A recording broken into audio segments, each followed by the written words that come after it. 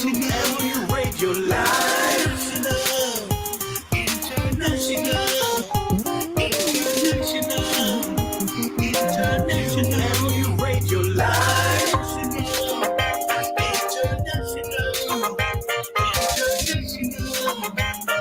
international, how you rate your life?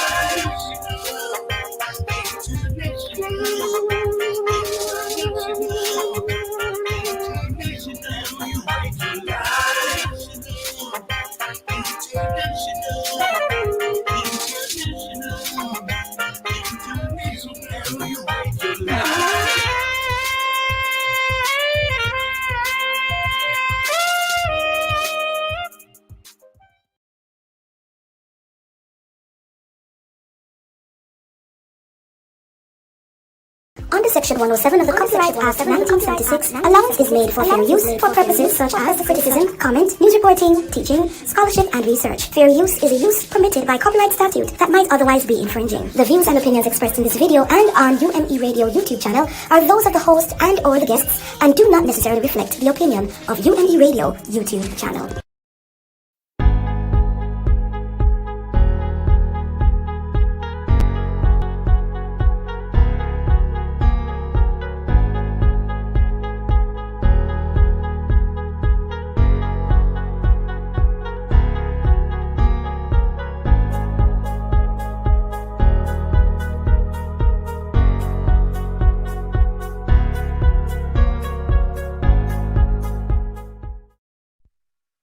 Are you ready for the weekend? Weekends on UME Radio. Get the UME Radio app. Weekends on UME Radio. The sun is up and so are we.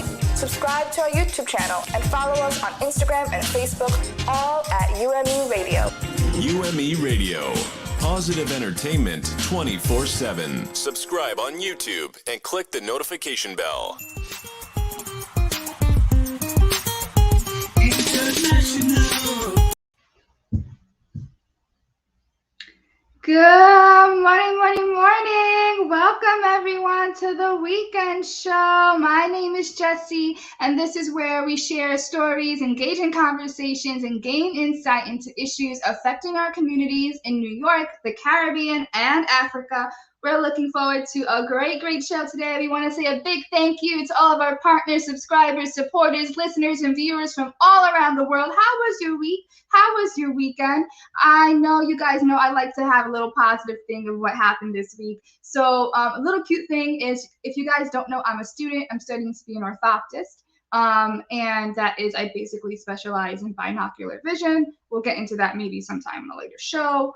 But I was seeing a patient. It was with kids, and this little girl, she was 6 years old. She had Down syndrome, and the doctor was going over the mother of like the plan for everything for her, and they had to use a translator because the mother was Spanish speaking mostly.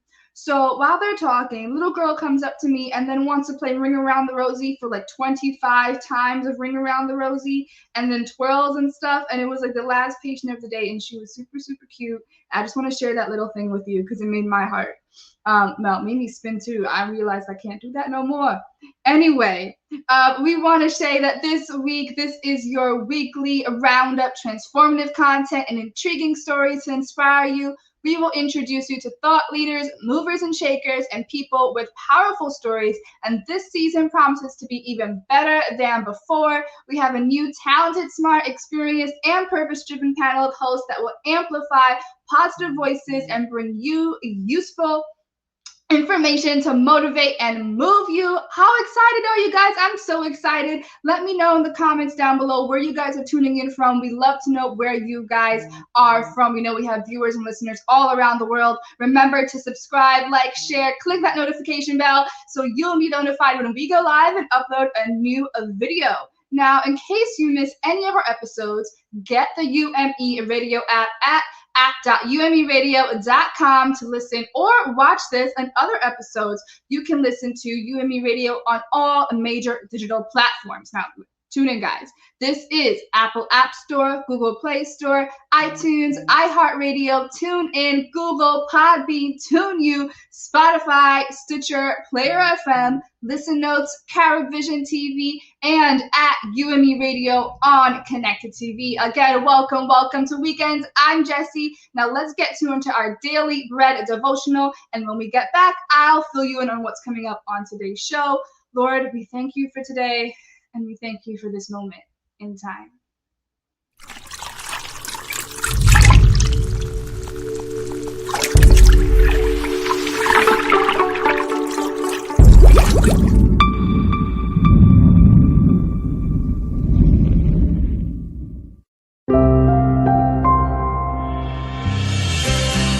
Hey, it's time for a word of encouragement from your friends at Our Daily Bread. The devotional writer for today is Marvin Williams, and he's titled today's reading, He Fills the Empty. Psychologist Madeline Levine noticed the 15-year-old girl's cutter disguise, a long-sleeve t-shirt pulled halfway over her hand, commonly used by people who engage in self-harm. When the young girl pulled back her sleeve, Levine was startled to find that the girl had used a razor to carve the word empty on her forearm. She was saddened, but also grateful the teen was open to receiving the serious help she desperately needed. The teen in some ways represents many people who've carved the word empty on their hearts. John wrote that Jesus came to fill the empty and to offer life to the full. God placed the desire for a full life in every human being, and he longs for people to experience a loving relationship with him. But he also warned them that the thief would use people, things, and circumstances to attempt to ravage their lives. The claims each made to give life would be counterfeit and an imitation. In contrast, Jesus offers what's true, eternal life, and the promise that no one will snatch us out of his hand. Only Jesus can fill the empty spaces in our hearts with life. If you're feeling empty, call out to him today. And if you're experiencing serious struggles, seek out godly counsel. Christ alone provides life that's abundant and full, life full of meaning found in him.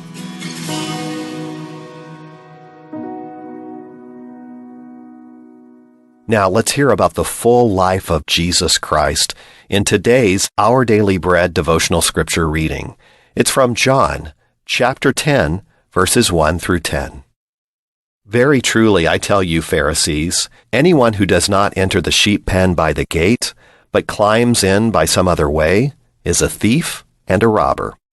The one who enters by the gate is the shepherd of the sheep. The gatekeeper opens the gate for him, and the sheep listen to his voice. He calls his own sheep by name and leads them out. When he has brought out all his own, he goes on ahead of them, and his sheep follow him because they know his voice. But they will never follow a stranger. In fact, they will run away from him because they do not recognize a stranger's voice.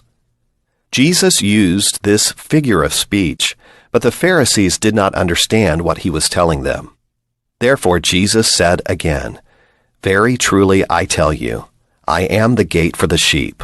All who have come before me are thieves and robbers, but the sheep have not listened to them. I am the gate. Whoever enters through me will be saved. They will come in and go out and find pasture. The thief comes only to steal and kill and destroy. I have come that they may have life and have it to the full." Now let's pray. Heavenly Father, this world is full of counterfeits that offer us peace and satisfaction. But Jesus, we find our greatest heart satisfaction only in you. And we believe you when you say that the thief, the enemy of our souls, Satan, comes only to steal and kill and destroy. Thank you for the promise, and may we find it today that full life comes only and abundantly from you. And so, Jesus, it's in your name that we pray and live this abundant life. Amen. Thanks so much for listening. I'm Wes Ward, and today's encouragement was provided by Our Daily Bread Ministries.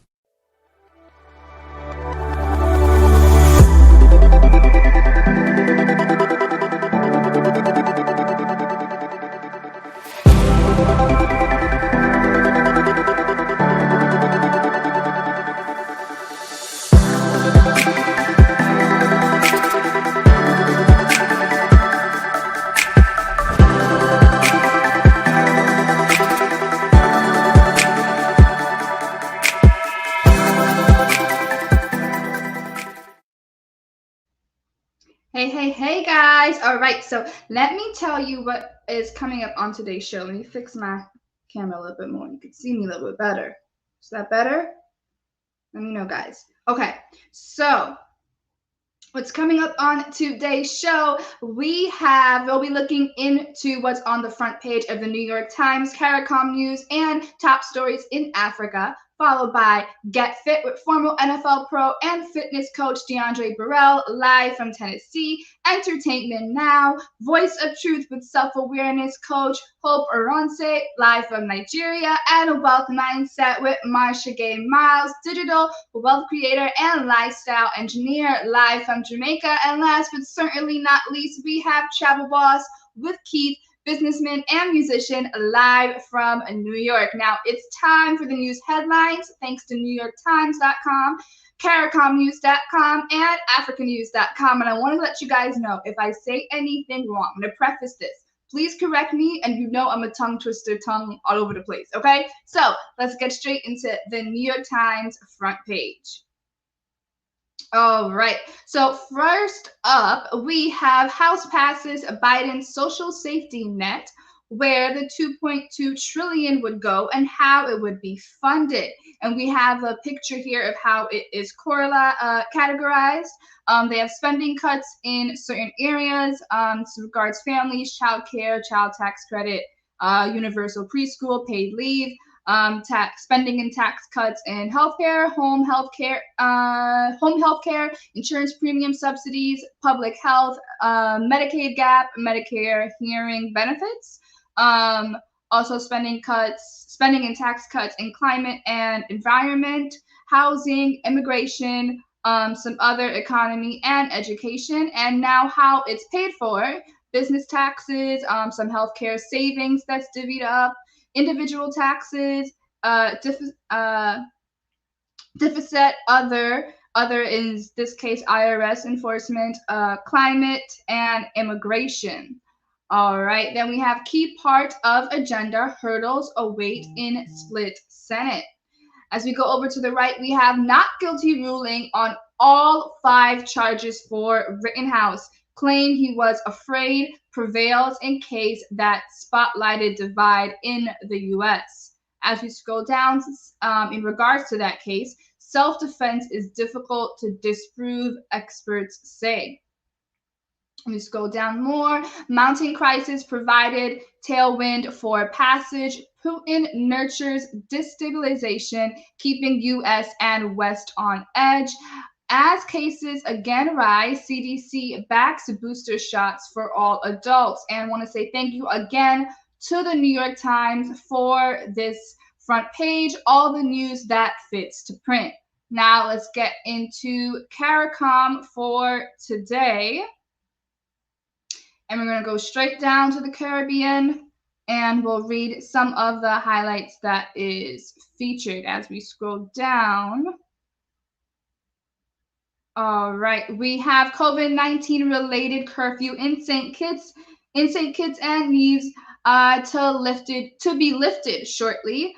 Pfizer COVID-19 pill likely to be produced in Guyana once approved. New curfew hours in Jamaica take effect Thursday. Keep on scrolling. Brace for impact. Major disruption to the Yuletide season. Consumer. Ferry services return to Dominica. Government approves necessary protocols. And state of emergency in Trinidad and Tobago to be discontinued 17th of November 2021. That was just a few days ago. And as we keep scrolling, this is CARICOM at work. One moment here. Okay, we have region to get new program to aid COVID era learning loss recovery. JICA, CARPA sign agreement for new cooperation against C-19. CARICOM launch a survey to assess youth development status in the region. First visit to CDB's new president in Luxembourg. Open doors for additional EIB supported projects in region. CARICOM and Pacific Island Forum agree on need for more adaptation funding for climate change. We get into personality. CARICOM Secretariat ICT expert among women lauded by Guyana Prime Minister. And we have Sorry, my phones keep going off. Okay. Vince Seiden, software engineer selected by Twitter program. Dame Sandra Mason is first president-elect of Barbados. Promoter of opportunities for rural women, now IICA Goodwill Ambassador, and building resilience and saving lives. A conversation with Elizabeth Riley, CDEMA Executive Director. And last but not least, in-depth in CARICOM, Statement of Council of Ministers for CARIFORUM on the ex-post evaluation of the CARICOM EU EPA. CARICOM Climate Change Ministers demand climate justice in declaration ahead of COP26, UN Conference on Biodiversity. The outcome of UNCTAD XV, another step toward global transformation. And last but not least, building Caribbean food security via technology, a Caribbean export perspective. And last but certainly not least, we have African News, proud to make your voice heard. All right, thank you for bringing that up, guys. Thank you, producers. All right, so let's get into just in. Police fire warning shots at Rotterdam demo. Protesters call on Miss South Africa to boycott Miss Universe pageant in Israel. Burkina Faso French military convoy blocked by protesters. African icons radiate in Fred Mbani's pop art. Sudan protests continue after deadliest day of anti-coup protests. Activists denounce fast fashion in plastic catwalk protest in Tel Aviv. We have some pics of the day from yesterday. We have Sierra Leone survivors of fire explosion call for aid. Podcast one, maybe? Okay. How the invisible scars of Liberia's civil wars still haunt society. Ethiopian women donate food and blood in support of defense forces. U.S. promises to strengthen ties with Nigeria. Zoo pelicans move to heated enclosure ahead of winter. And last but not least, Uganda police kill 5, including cleric, after bomb blasts. And guys, that is what is on the news today.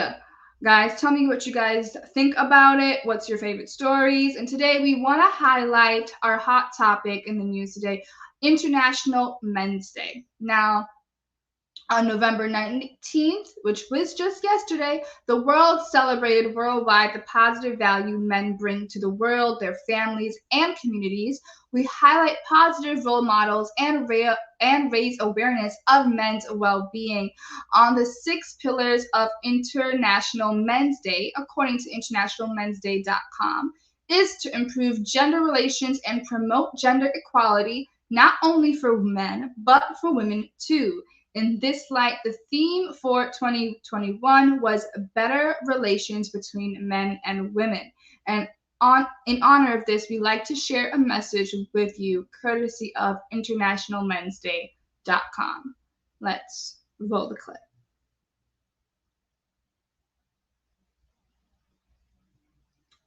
All right, so while the clip is coming up, guys, let me know in the comment section down below what are some positive role models in regards to men that you guys had.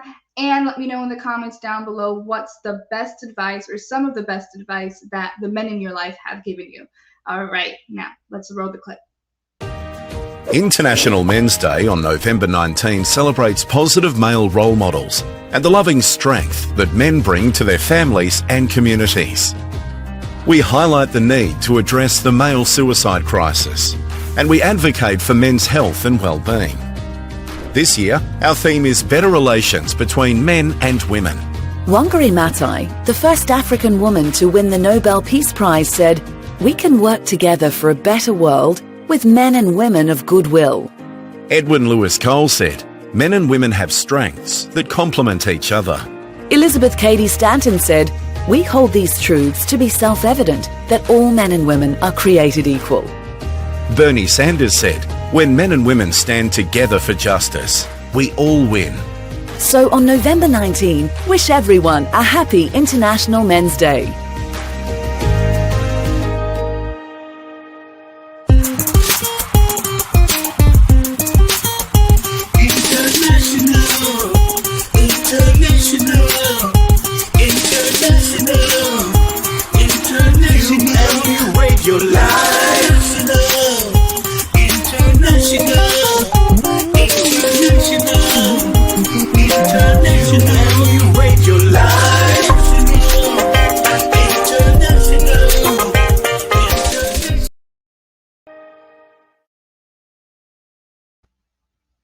How is that? So let me guys in the comments down below, what is some favorite tips that you had from your men in your life? And as you guys watch our show, don't forget to like, comment, share, and subscribe. And last but not least, we're going to have our Power Minute with Coach Raquel. If you guys don't know, Coach Raquel is a proven strategist, certified career coach, and certified entrepreneur. To learn more from her, please visit mycoachministry.com. All right, guys, and we're going to run into our Power Minute for today. To shift behavior, one therefore has to shift how one perceives the world and one's self in that world. Generative. Being generative requires awareness, conscious intent. It takes mindfulness to become aware of what is required in a given state and to become that.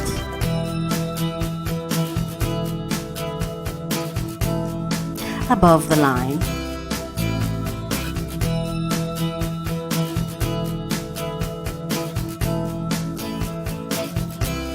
Below the line. 90% of moving from below the line to above the line is self-awareness, or as we like to call it, mindfulness.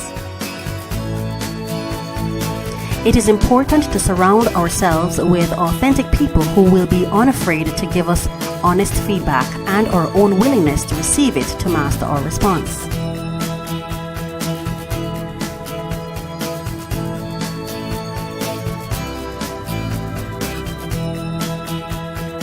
Reacting versus generating.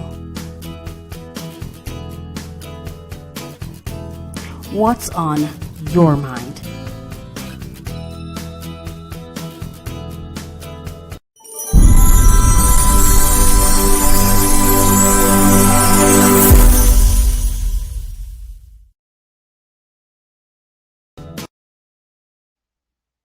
All right, guys, so that was our Power Minute of today with Coach Raquel, generating above the line. Remember, guys, to check out her page, www.mycoachministry.com. And in relation to International Men's Day, I want to say a big, big shout out to our next show of today. Happy International Men's Day, Diondre Borel. If you guys don't know, next up is him, and he is going to talk about Get Fit. I'm so excited when he comes on because it always moves my heart, and you know, we got to support. I love him.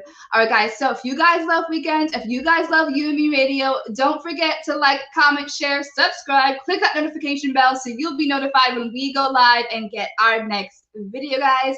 We're going to run our spotlight for today. And next up is Get Fit with Diondre Borel. The name of my book is Reborn.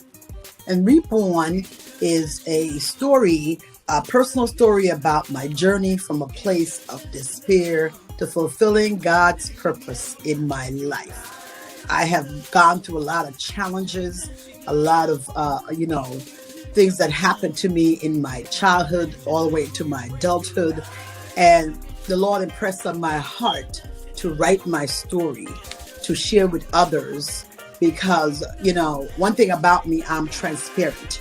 And I believe when you share your testimony is to help somebody else get out of their situation. Because a lot of us go through a lot of changes, a lot of challenges in life.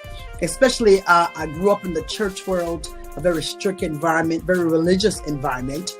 And it had a lot of, stressors in my life. I didn't know who I was as a little girl. I grew up with parents. My father was a pastor.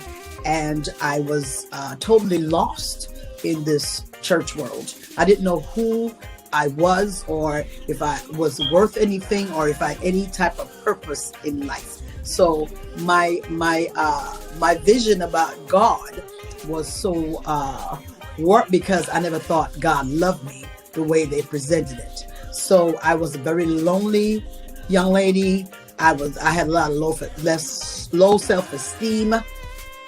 So I was just really trying to maneuver and to find my way, through life. So it was God who helped me through the process, even though I wasn't focusing on Him as much.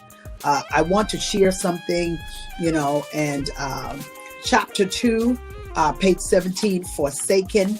I just want to read a little excerpt of it. And it says, in 1975, as I attended middle school and the family moved to a large 4-bedroom apartment building, it was at this situation things began to worsen for me. For instance, I was punished a lot. At times I never understood why. My father never believed that Christian told lies. For instance, if someone from the church would report to him that they saw me somewhere and was doing something wrong, I would deny it.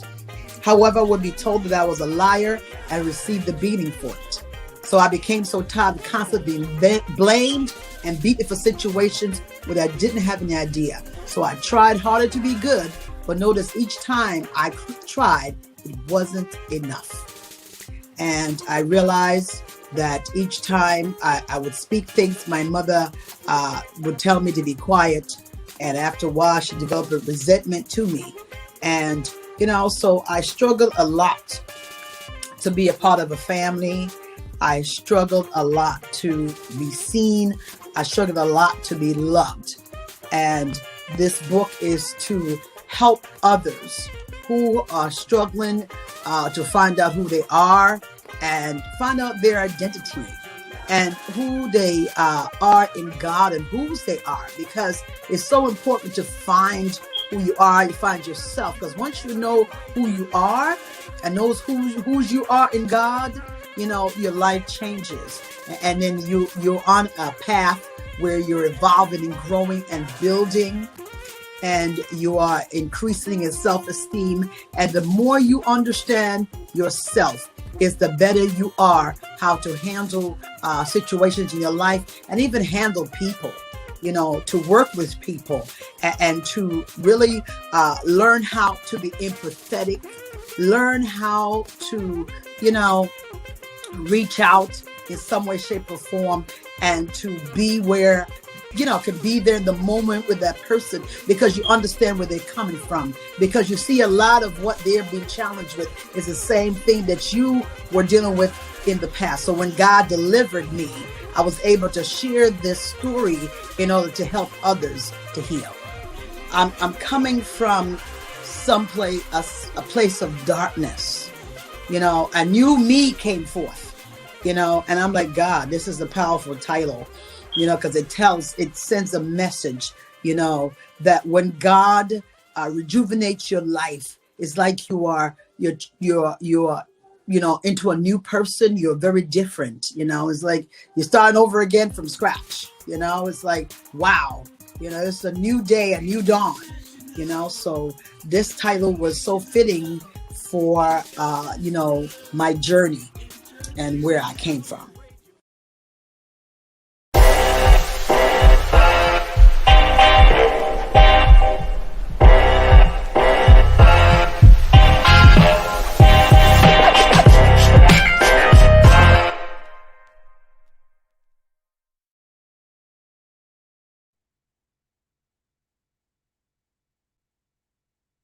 Good morning. This is Diondre Borel, residing in Memphis, Tennessee. I just want to say I'm very thankful. You see the sign in the back. It says I am free. Man, that is exactly how I feel right now. Just to start off the show, just very grateful for You and Me Radio and the weekend show and every great guest that's on here, every person that puts this together, every person that has a voice that is empowering others. It's amazing to see. So yeah, definitely how I always start the show off is by prayer. So I'd just like to say a prayer right now. So thank you, Father God, for waking us up this morning. Thank you for allowing us to be on this show.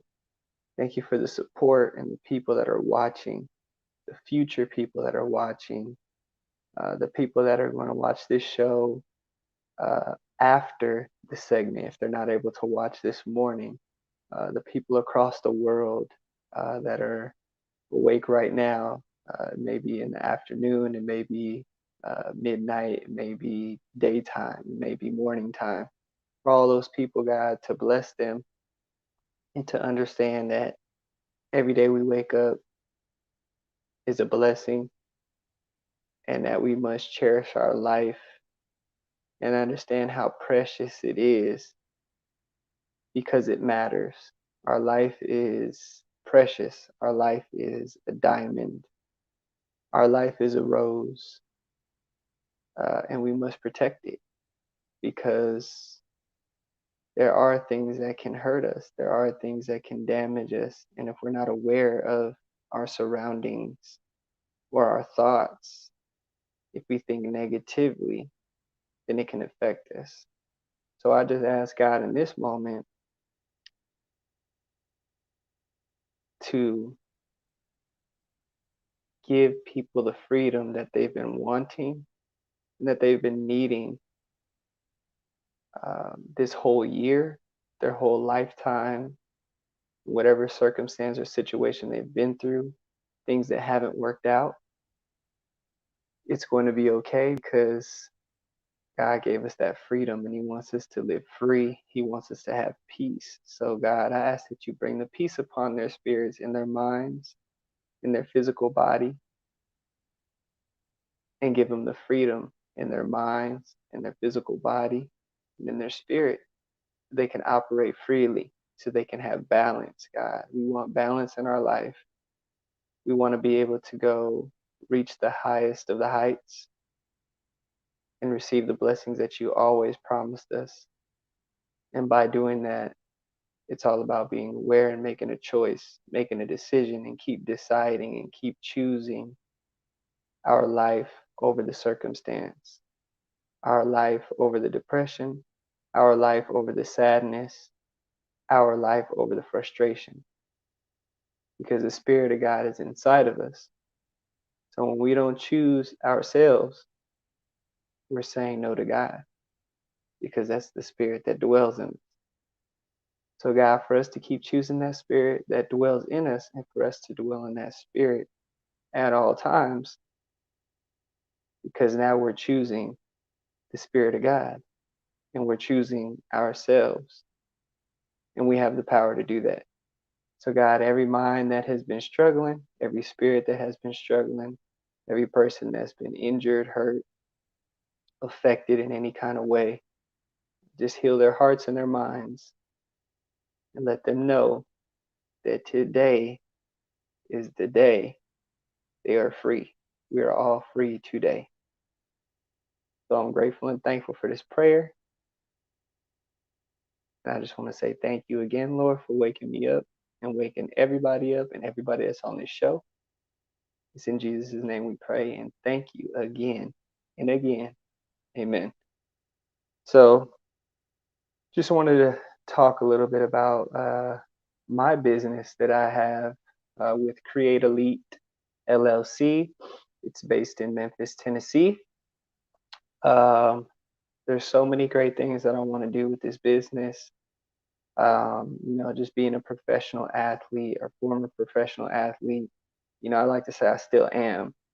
But it's just amazing to see how the mental part of the game affects people.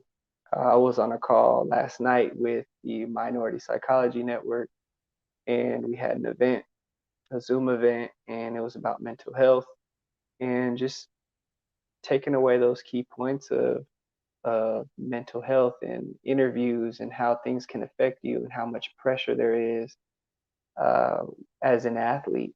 And there's pressure like that in your life in general, outside of being an athlete. So just with my business, I know mental coaching is a part of what I do.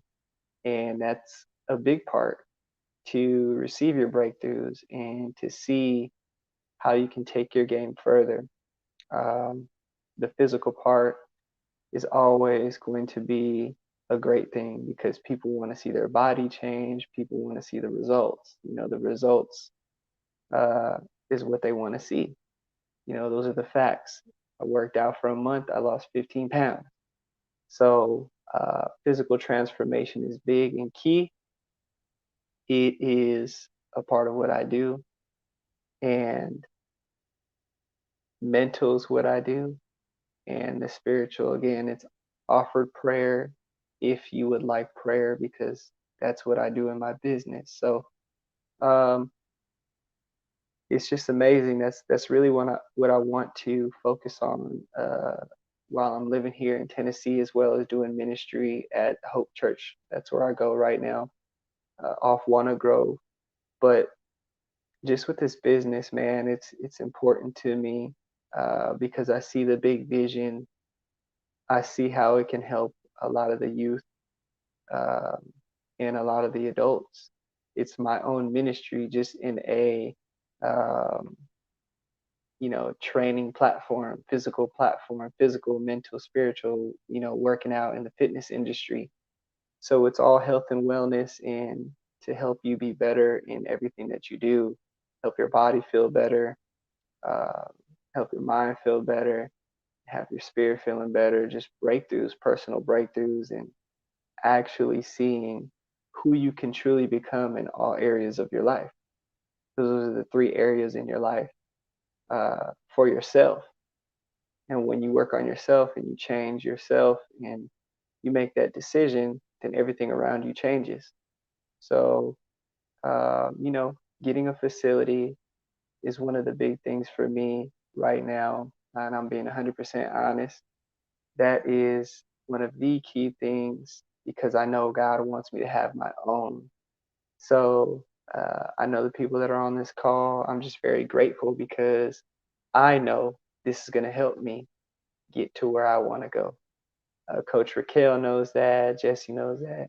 Keith knows that. Everybody that's a part of this, I'm trying to think of everybody's name, but everyone that's a part of this is going to help me get there.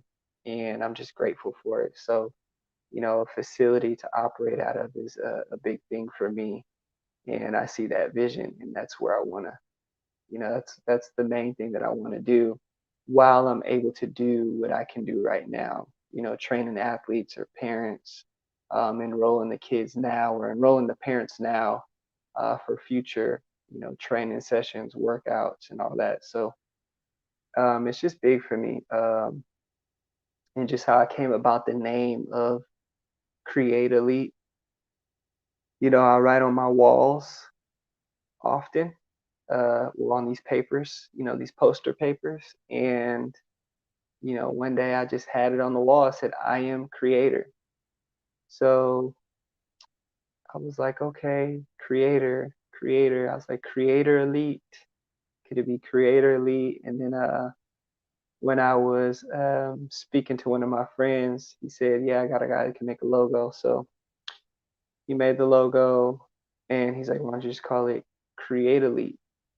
And then I was like, okay, Create Elite. So, that was the name that stuck with me because at first it was my name, Borel Sports Training. So I knew I didn't want it to be just sports training.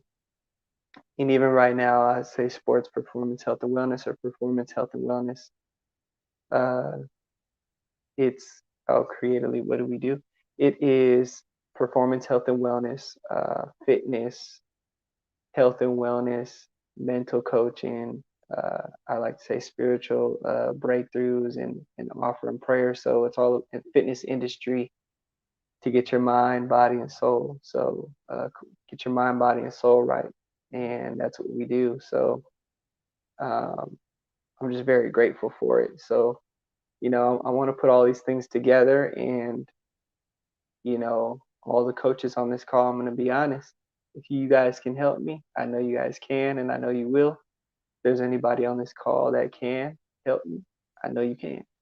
And if I can help you in any area in your life, I will do that. So I'm just here to do what God has always wanted me to do, and what He's intended me to do. So I'm just grateful for that. So I'm very excited. Now it's just me getting out there, connecting with people. I actually talked to one of my former trainers in California. His name is Aaron Thigpen. I used to train with him when I was about 14. And I do talk to him often when I need to know about the business because I trust him.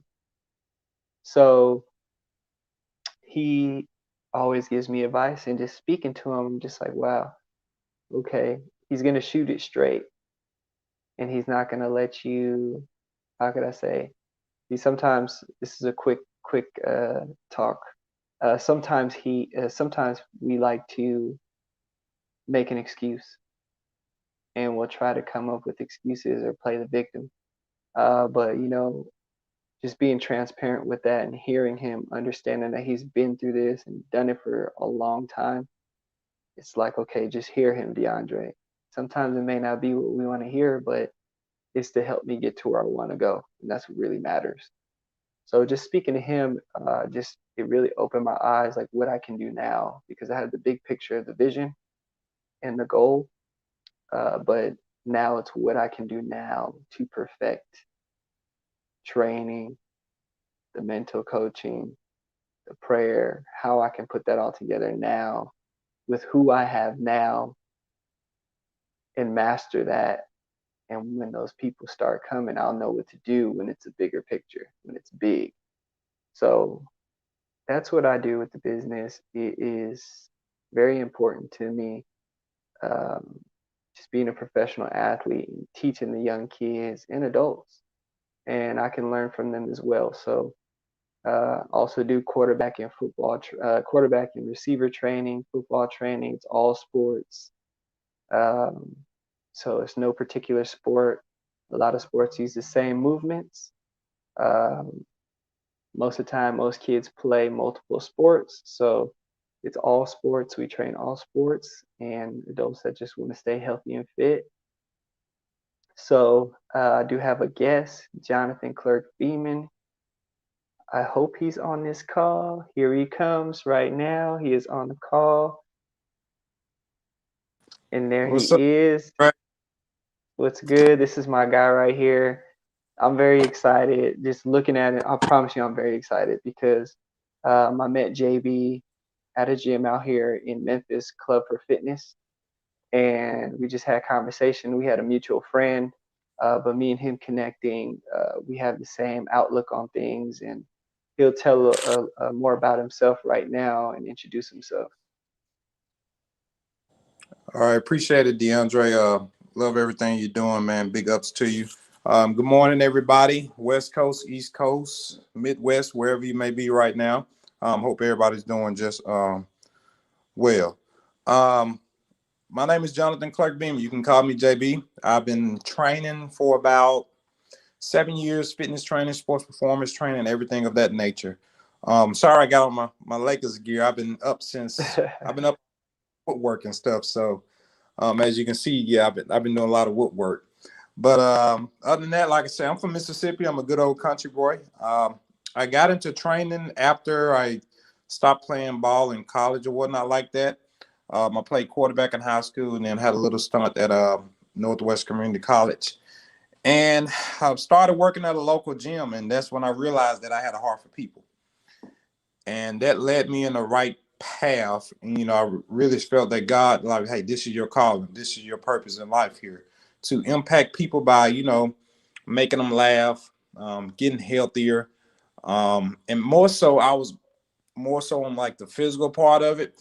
I'm a spiritual person, don't get me wrong, but especially meeting Diondre and talking even more, it just made me get an even different outlook on life and everything.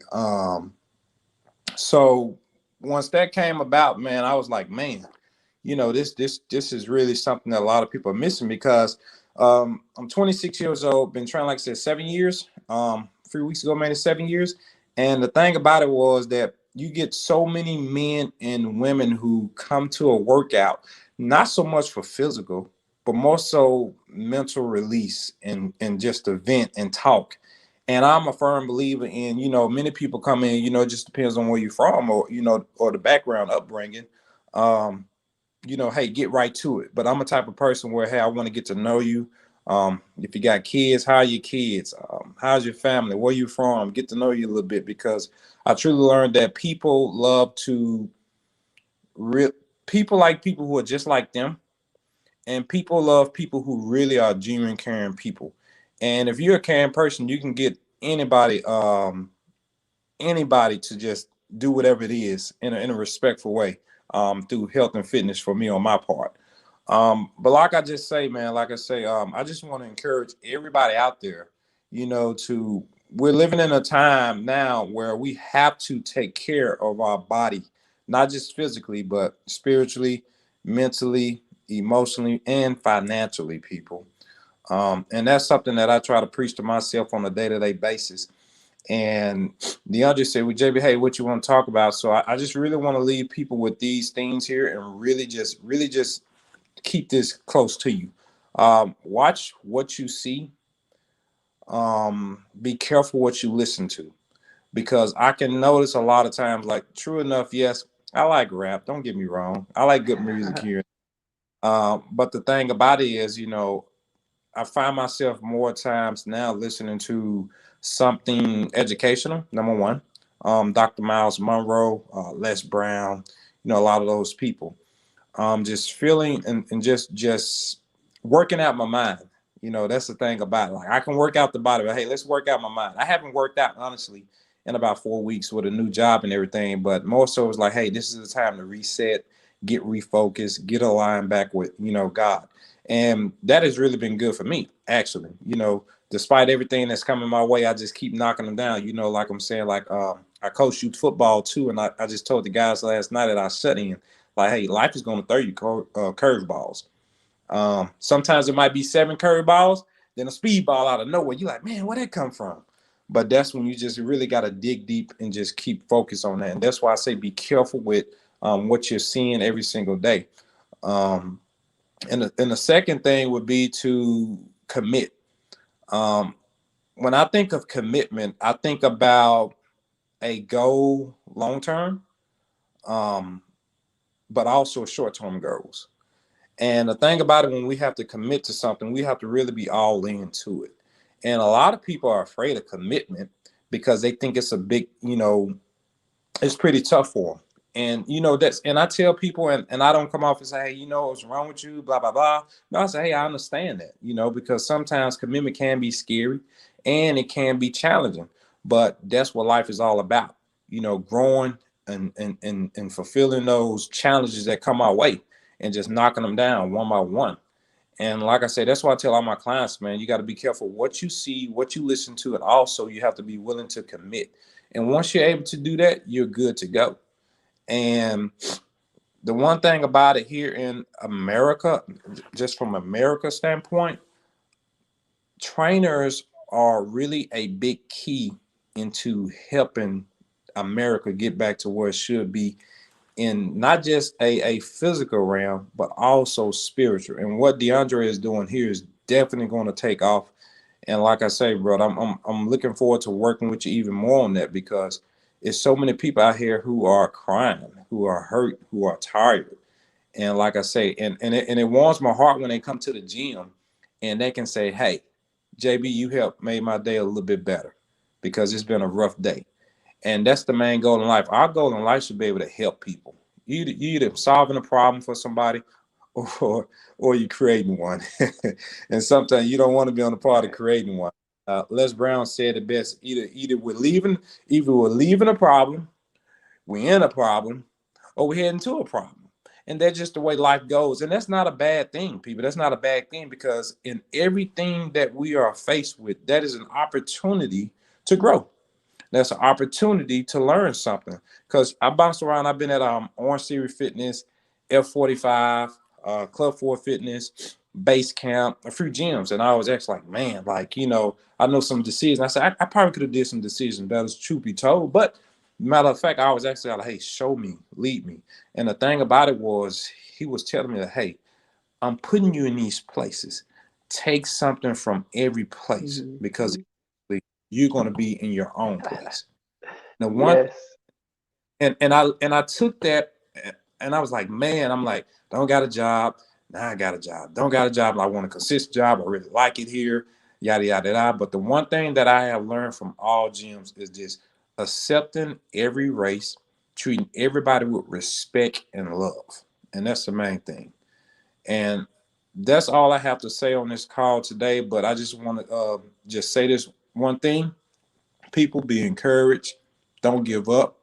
Keep pushing, man, because guess what? It's somebody out there who has it worse than us. You never know who you can impact by just leaving a positive thought on somebody's mind. And the positive thought for today is this: you woke up this morning. Thank you, Diondre. Sure. Now, I appreciate that. That was inspiring by JB. I'm just very grateful for that, that he believes in me. You know what I mean? And I hope to partner with him during this process and building and growing and understanding that, you know, you can't do it by yourself. You know, and I actually cried out to God last week, because what he said earlier was, where he said something about, I'm trying to find the right words. Well, for me, it's like repurpose, recharge, reconnect. Like God, in these past 2 weeks, God has had me release some things, right? Release, recharge, reconnect, repurpose, revisit some things, so I can let those things go and move forward. And that's why we are free.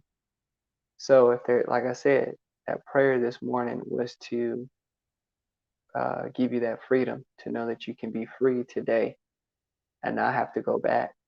So I've been reading Deuteronomy, and it's talking about taking Deuteronomy in King James Version Bible, about how they're, um, you know, they're in the wilderness for 40 years.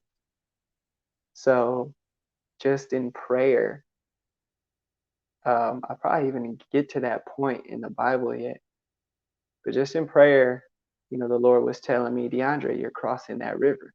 You're crossing that river. You're crossing the river. And when I looked up what that meant, it meant that I was being delivered, like going into the promised land. Like that's where I was going. That's where I am going. That's where I am. And that was just in my spirit. So I truly believe what God is doing and how he's working in our lives. So I'm very grateful for it. You know, God is my provider. The Lord is my provider. Now it's just committing, like JB said. He said commit. So he's inspired me, because listening to educational is going to help your mind. It's going to help you to go do. And I asked God this morning for me to go do and be in action. So that's what I'm going to go do when I get off this call. I'm going to start listening to more educational things in the morning to get me going, to push me into my purpose, and to get this business going and flowing how God wants me to get it going. If you guys didn't get his information, I have his Instagram here. It is grindfit and the number 3 _ gift. Grind fit, the number 3 _ fit. That is Jonathan Clark Beeman's Instagram. Grateful to have you guys on this show. Remember to like, share, keep commenting, subscribe, share to all your friends, your followers, Instagram, Facebook, you know, TikTok. Just screen record, put it on any platform that you do have so the world can see what you're being a part of, and stay connected. So thank you. This is Get Fit Mind, Body, and Soul with Diondre Borel. I hope you guys have stayed blessed, and I'm very grateful for you guys Thank you to the UME Radio and the Weekend Show. I'm going to give you one verse, one Bible verse before I get off. This will be the last thing. It's Deuteronomy 6:5 and Galatians 5:1. It is Deuteronomy 6:5, New International Version. Love the Lord your God with all your heart and with all your soul and with all your strength. And Galatians 5:1. Give me a moment. It is for freedom that Christ has set us free. Stand firm then, and do not let yourselves be burdened again by a yoke of slavery. So Christ has given us that freedom. So don't be a slave to anything. Just keep following Christ. Keep going after God. And those things that tore you down, don't let those things tear you down again, because you're building up that strength. You have that power, and keep making those decisions. So thank you. This is Diondre Borel with Get Fit Mind, Body, and Soul. Have a blessed day. You are free. I am free. Stay blessed. Let God move in your heart to support this ministry. But really appreciate it. My CD, a spiritual erotic expression of love that's mostly geared to couples. I'd love for you to get a copy of the CD. You go to my website at WAMU Ministries, wamu.org/resources, WAMOE.org.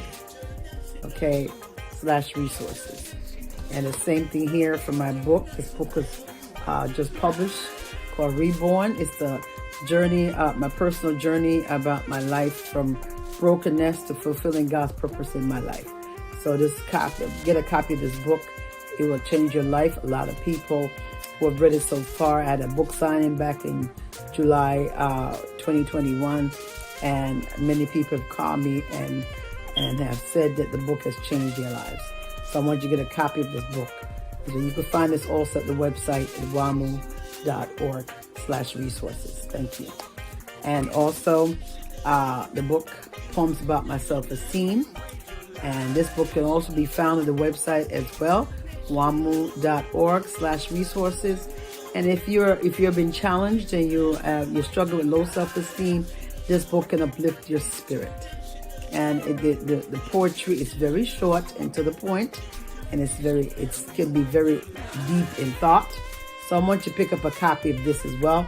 Like I said, all three products are at the website at wamoe.org/resources.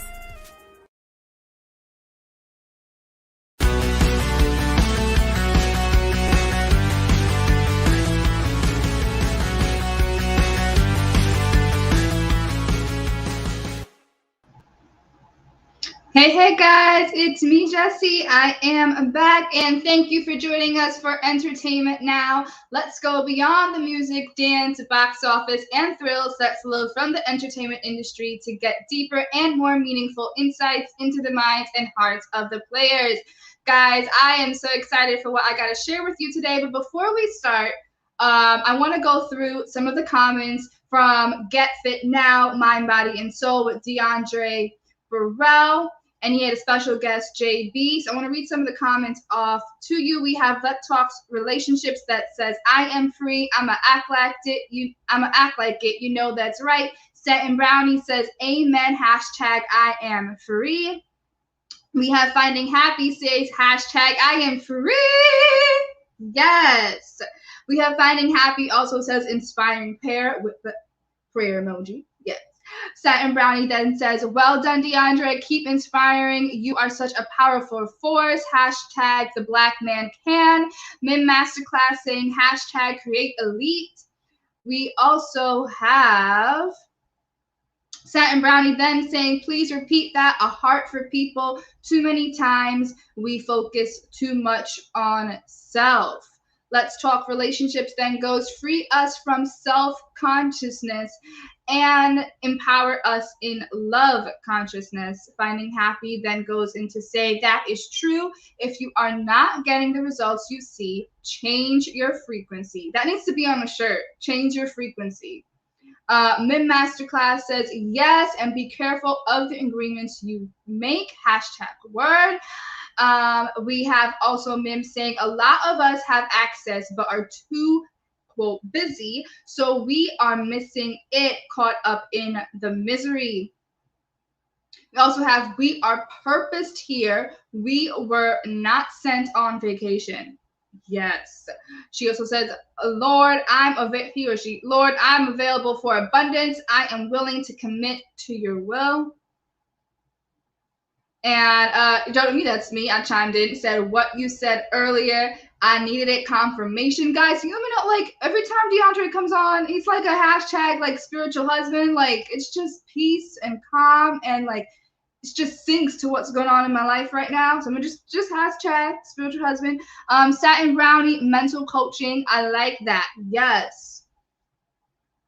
And that is pretty much all of the comments that was going on in Get Fit with Diondre. Guys, if you guys missed that, just swipe on over, watch that segment, just that little thing. If you guys have been enjoying our show, like, comment, share, subscribe, click that notification bell so you can be notified when we go live. If you guys are watching right now, click that like button, guys.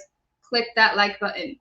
All right, so let me tell you guys what's coming up in today. So for today's inspiring story, we'll be sharing with you a UME radio interview with Michael Tennant, CEO and founder of Actually Curious. And this is the conversation game that builds trust and empathy. Michael sat down with Coach Raquel on her show Finding Happy last August, and we thought it would be a great way to share it with you guys and also look at how it's been going since.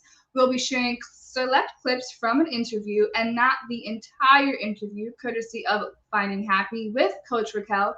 And by the way, you can tune in live on Thursdays at 10 a.m. right here at UME Radio for Finding Happy.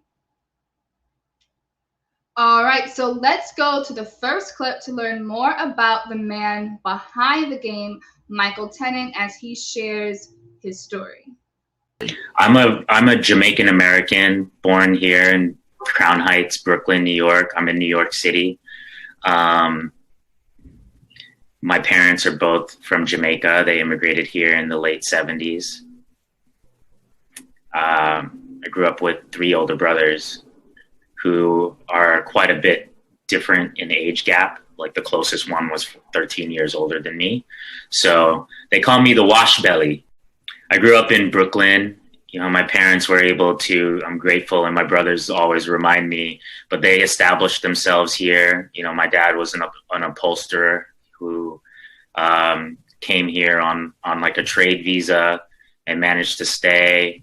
And then he managed to buy his company, his upholstery shop from his Italian owner in Crown Heights. He just sets a really great example of making a lot happen with not that much, because he only had a elementary school education. He had to stop working to take care of himself. My mom's from Hanover, Sandy Bay. She just set such a high standard for me, you know. I'm the first of my immediate family to graduate college, but when I think about why I'm doing what I'm doing, and sometimes like the tough relationship back and forth that can happen with like a mom who wants so much for their kid, there's no way I'd be where I am if she didn't set the bar like always high. All right, guys. So that is a clip of Michael Tennant and a little bit about him. And, you know, I relate to that in a lot of ways, actually. I am Guyanese American, first generation, born in America, in New York. And I completely agree with setting that bar high. And I thank my mom and my dad for doing that. At the time, I didn't think, you know, it was a lot and I felt like, oh my God, I can't do this. Like, why? But I see their reasoning why, because they always want us to do better and be better, in a better position than they were. Let me know in the comments down below if you guys can relate to that. And I definitely felt a little bit, I don't want to say more of a pressure, but the importance of always striving and always being, going for the best and going for what you want. Because I was, if you guys don't know me, know my story. I was preemie, 3 months preemie, 1 pound 5. Anyway, and it's a lot. It's a lot, and I want you guys to know that it's empowering and important to always, always go for your best, be the best, use the gifts that you have. All right, and let me go dive deep into a little bit about Actually Curious. And you could get the card game at actuallycurious.com. So, Actually Curious, it's a card game and a mission to spread empathy. Actually Curious helps players build connections through meaningful questions. It's a pocket-sized box, the size of a playing card deck, so you can bring it to wherever you guys are. It's eco-friendly, socially conscious, and Black-owned. Hashtag Black-owned. We gotta support Black-owned businesses. And it's produced with ethical labor and paper supply. Expert and community tested, made with the advice and feedback of experts in the field of love and difficult conversations, including researcher Arthur Aaron and journalist Mandy Lee Catron, the 2 key people behind the New York Times viral sensation, the 36 questions that lead to love. Now let's go and get into another clip to learn more about it and how it all got started. Why is it that it's so hard for people to admit when they're wrong, or maybe not necessarily wrong, but when something they have done consciously or unconsciously has a emotional or perhaps even bigger societal effect? Is that one of the most powerful motivators that we don't necessarily recognize? It's that powerful that it stays in this box. Is shame. We are, as a species, incredibly averse to shame. So we'll exhibit almost any other emotion versus something that feels like shame. And fault, that's in the shame realm. Worse, fault that was unintentional or generational or societal. It's like we shortcut right out of that and into something else. Anger. Yes. Why are you blaming me? Joy. That's not how the situation is. Like, let's just keep it, I never really told the link in that way, but that's the real strategy insight behind Actually Curious. And over time, essentially we found a moment in time that we wanted to affect.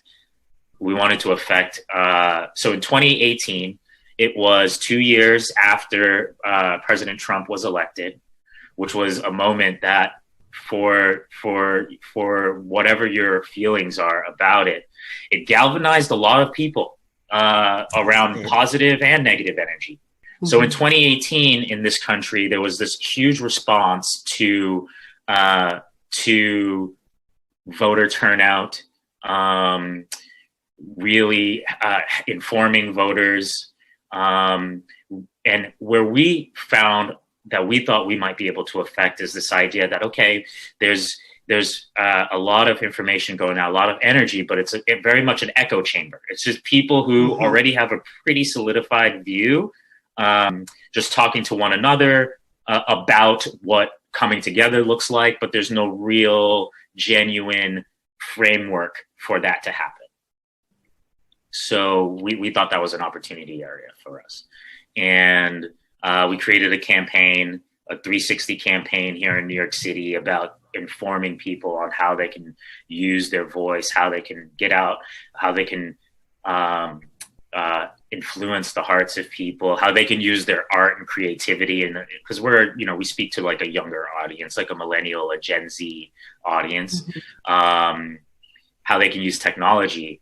And in it, we just kind of serendipitously came to this idea of creating this tactic that we could give to people that would help them to bridge gaps here, leading into a very time-based objective, which was at the end of the summer, we knew the election was coming, and if we could get a tool out that helps people to fight the divisiveness against that we exhibit, that we see, Yes. then that's something we can meaningfully affect. So that's how we came onto this card game. When I was ideating these questions, Yes. one of the first kind of creative strategy processes that I did was take each of the 52 questions out of the Curiosity edition and just did a rapid brainstorm around, okay, if you wanted to kind of touch this area, but you wanted to do it in a more light and playful way, or a way that gets the story about the positive versus the potentially like sad backstory that happened, and how would you frame it that way? How would you do that? And that was one of the first. We did some like 200 something questions just by doing that. Wow, guys, that is absolutely amazing. And on the screen there, we have the website of Actually Curious. Sorry, God, I'm confused. Actuallycurious.com. We have the website up there. Let me just read some of the comments. SYL saying support all businesses. Yes, I agree with you, SYL. I didn't read the first part. I didn't want to butcher the first part of your username, but SYL, yes, support all businesses. And as a fellow, I'm a Black person, and I know your race or ethnicity, but also support Black-owned businesses, because that doesn't get highlighted enough. So I want to address both of those things. Hashtag support all small businesses, and hashtag Black-owned businesses. Support Black-owned business. I'm a Black-owned business owner, so that's why I said that. Satin Brownie said, "Preemie ? Yes. Maybe I could address this on like a weekend show, like just a Q&A about me, because I know we have listeners and viewers from all around the world, and you guys may not know me. So yes, we have Finding Happy that says, I love how he introduced himself, Jamaican American. Yes, I love that too. And that's why I followed up with Guyanese American, because both of my parents come from Guyana, and I am the firstborn in the United States. So I love that. Let me know in the comment sections down below, how do you feel about communication when it comes to people with opposite views, or at least views that are not as similar as yours, and connecting and having an informative discussion, conversation. There's no yelling. There's no, this is my opinion, that's it. How do you feel about that, and how do you react to that, and what are some of your tactics that you use? We have Let's Talk's Relationships that says, I love that he developed this at the time he did. And we have Finding Happy that says, smart. While everyone was complaining about Trump, he saw the opportunity. Exactly. Wow, that is very true. I mean, I remember that very well. Everyone was like, this is my side. This is my side. I can't be in the middle. You have to pick a side, pretty much. We have Finding Happy that also says, we need to focus and get away from the complaining about everything. Yes. Can we do that, guys? Can we not complain about stuff? We are all going through stuff. We are all working with our own personal difficulties. And we all know it, but we can't keep complaining on it, because the minute we keep on complaining about it, what's going to happen? You're not taking any action. Are you doing any action to get out of said situation? It may take you a minute, but are you doing anything, or are you just stuck there complaining? I'm going to say that. We have Finding Happy that says, focus on finding the solution. Exactly. Satin Brownie says, if you feel like you are caught up in the problems, maybe you should check that you are either creating them or avoiding obeying God in solving them. Ever wondered why you are aware of it? Perhaps God is appointing you to solve them. And that is all from Satin Brownie. And you have Diondre Borel saying truth. Exactly, guys. Maybe we are the problem. Not to say that, God doesn't want us to go for him and ask, because he commands us to. He tells us to do that. But he also gave us the awesome brain and the awesome free will and choice to be like, I want you to put in the work. God may give us a vision, just like when Diondre said that he felt that it's time for him to own a shop and own his own physical location for Create Elite, createelite.com, just saying that. But he knows, okay, God gave me this. What's my next step? I need to probably do an LLC. I need to find a location. I need to know about mortgage. I need to know about this and talk to the right people. You know, he's putting in the work to do that. And I want you guys to put in the work as well. All right. So as we have another clip for you guys where Michael and Coach Raquel actually play the game. And I want you guys to know as we go, you know, after the clip, how you guys feel about this. And I just want to say, just a reminder that we are listening or watching, if you guys are, depending on the platform, watching an interview with Michael Tennant on Finding Happy with Coach Raquel. Michael Tennant is the CEO and founder of Actually Curious at www.actuallycurious.com. Here is how you can connect with him and get the cards. Okay, so this is what we're going to do. Sure. You're on the hot seat. Okay. I am the game master. I'm your concierge for the Yes. time. And so what we're going to do is we're going to show the listeners how to listen to themselves, because this is such an important part of empathy, is getting a better understanding of yourself. Yes. You know, when that shame comes up and you start to be defensive, like it's a two-way street. Aware of it. Right? Yes. So what I'd like you to do is I'm just going to pull a question at random, and I want you to real quick show the listeners what like a body, like a check-in, emotional check-in might look like. So just say like, oh, that question makes me feel this in my body, whatever you feel. And emotionally, it makes me feel X, Y, Z, and then answer the question. Awesome. Cool? How's that sound? Yes. All right. Sounds deep breath. great.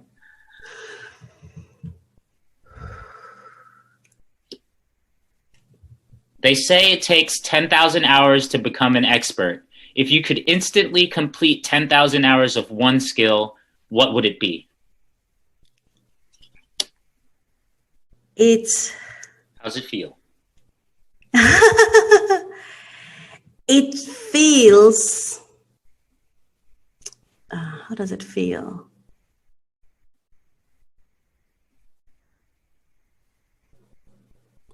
Curious, is that a feeling? That's not a feeling.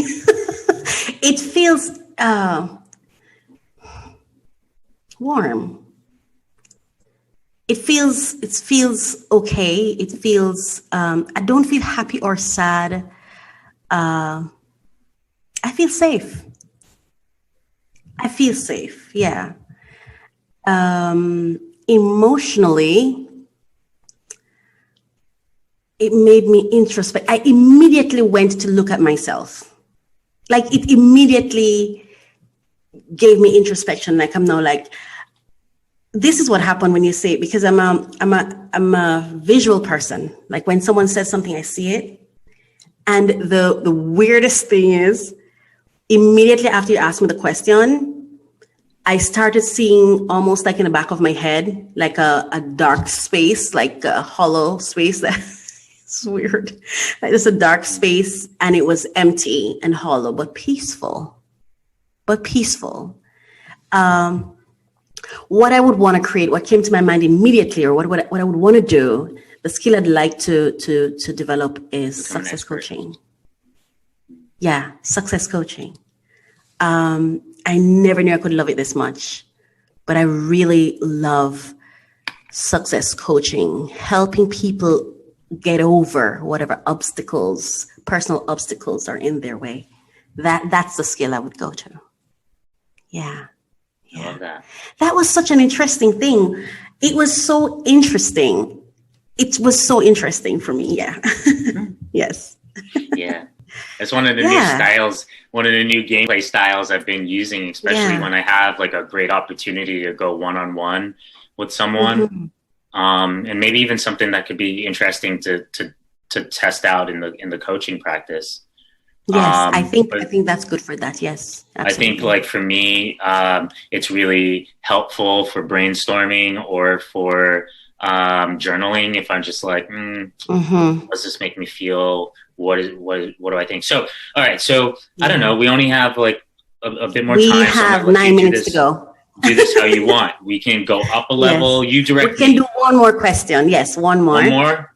Yes. You want to just go up to blue? Sure. If we do it fast, maybe we can squeeze in 2. Okay, go ahead. Do that. Just Yes. no more than like a minute. Yes. Is it possible when you're doing it to show the question so they can see it? I will. Okay, you ready? Yeah. Yes, I'm Same ready. exercise. Ready? Yes. Yes. Who is someone from your childhood who shaped who you are today and why? Oh, my dad. Oh, God. Oh, yeah, my dad. You want to share some of the feelings with us? Yeah. Yes, that was unexpected. Yeah. Oh, my gosh. Sorry. It's okay, Mama. Find you happy. Sometimes it comes with a little bit of tears. We're just in the blue level too, Raquel. I know, right? Oh, the thing is we don't often slow down that much to really check in with our feelings. True. And I don't think I've really mourned him. That kind of forced me to go back. I'm sorry, love. Yeah, but thank you because, Well, thank you for that. A couple things that it brings up for me is one, I have 8 nieces and nephews who just lost their fathers, 2 different dads, and it makes me really think about my two of my nieces in a major way. Well, I'm trying my best to like bridge my gap with those relationships, but I know that we have time and that I'm ready and willing to continue to like wade in the difficulty till we figure it out. Yes. But then I also think about some of the feelings that I had come up for me right when I was in the depths of the trauma. And I had a wonderful group of men that I have, we do a group where we meet once a week, and we really do exactly what we just did. We force each other to slow down and really check in with our feelings and not just gloss over it with work or whatever. Well, they led me through a healing journey. And in that healing journey, I saw my grandfather and my great-grandfather weeping. I never met these men. These men were dead long before I was born. And it brought me to a sense of spiritual awareness of that brokenness and that trauma, not just in my lineage, but within Black men globally. And you think about just like the spiritual and historic weight of slavery and the psychological subjugation that has been exhibited on Black people and off of the African continent. That doesn't just go away until people break it. Right. And I think sometimes that is perhaps why I don't think it's suppression, but it's almost like, I think it has the potential to be so paralyzing when you think about it, that we say, I'm going to put you down here for right now because I can't spend time with you here right now. Because if I do, it's going to cripple me, and I don't have the kind of environment or support system that would allow for me to deal with you. Because I need to eat my basic needs. I'm so tied and so shackled to my basic needs that my emotional needs have to be put on hold. Because if I break down or if I have to go through this, there's nothing to hold me up. So I have to put it down there. And it's like every day you have to get up and remember that it's put down there. I can see how an anger, a hurt, a resentment, pain just build up over time, and shame accelerate, and just build up over time. And so you're right, you can't just put that down.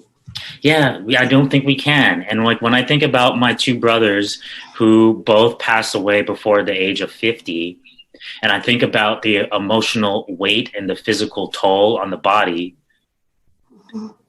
It's part of my life work to allow people the space, help try to just play my part, because I'm just one person. I'm not trained as a psychologist or anything of that nature, but I've seen people be able to visit something that is stored in their body, that's stored on their heart, that's stored on their organs.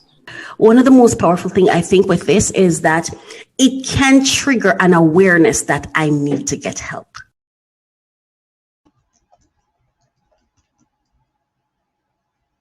Wow, guys, that was certainly powerful, and it made me reflect on a lot of different issues.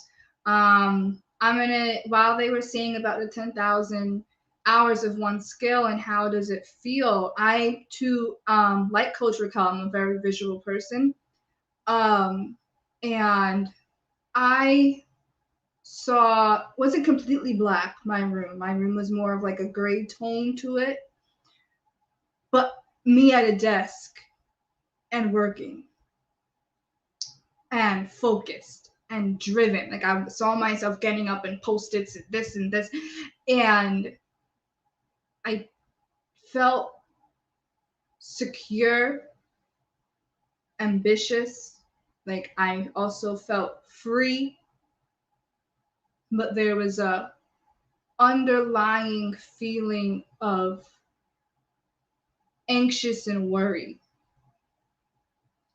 of seeing all that God has given me and the gifts that I have, and being secure in them. Like, it's not that I don't know that I have it and I don't know the impact that it could, but being so secure and kind of afraid or worried of that impact, not knowing how strong or how forceful it is or that it can be, but just knowing at the end of the day that it's my time to be the light. You know what I'm saying? Like, I don't know if that makes any sense.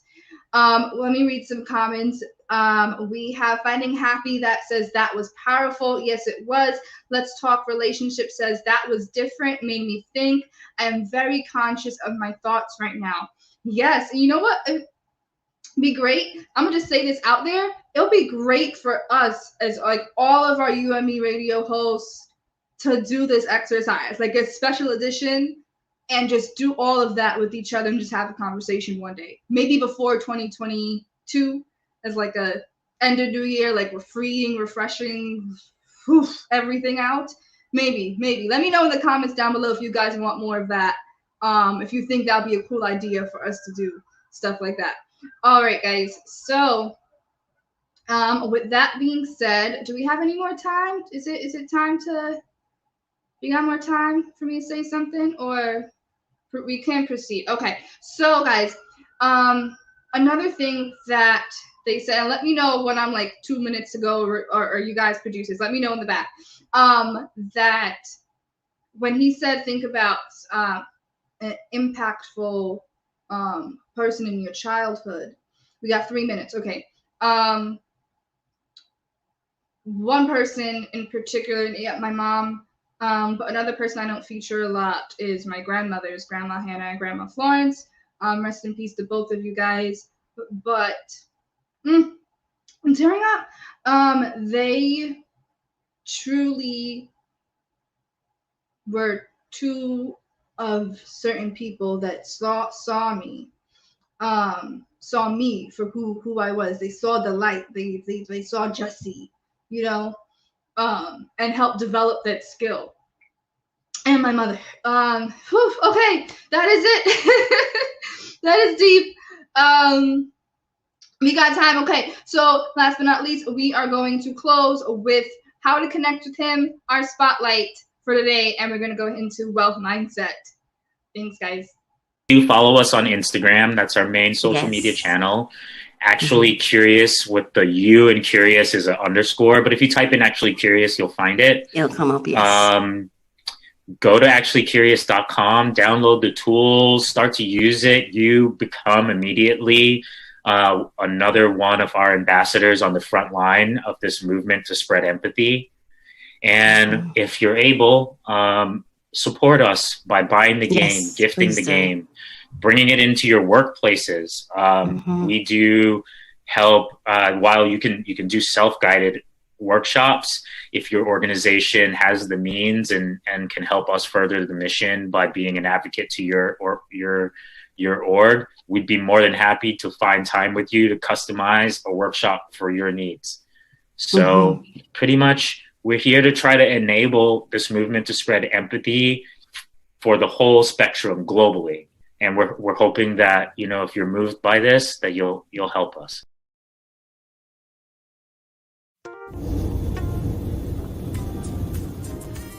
Welcome to Wealth Mindset, a place where there is equal opportunity. A place where you decide, flourish, and commit. Where you have the freedom to be and thrive. Don't just fuel your passion, but walk in truth, in your divine purpose. Reap the rewards God has for you. Join us while we take a look inside the purpose mindset, where we look at business sense, money matters, coins and currency, and checks and balances. We talk about growing your net worth, and net income for your family and the community. Let's empower Black families and support UMERADIO.com. Don't also forget UDMIBrands.com and FamilyAllTheWay.com.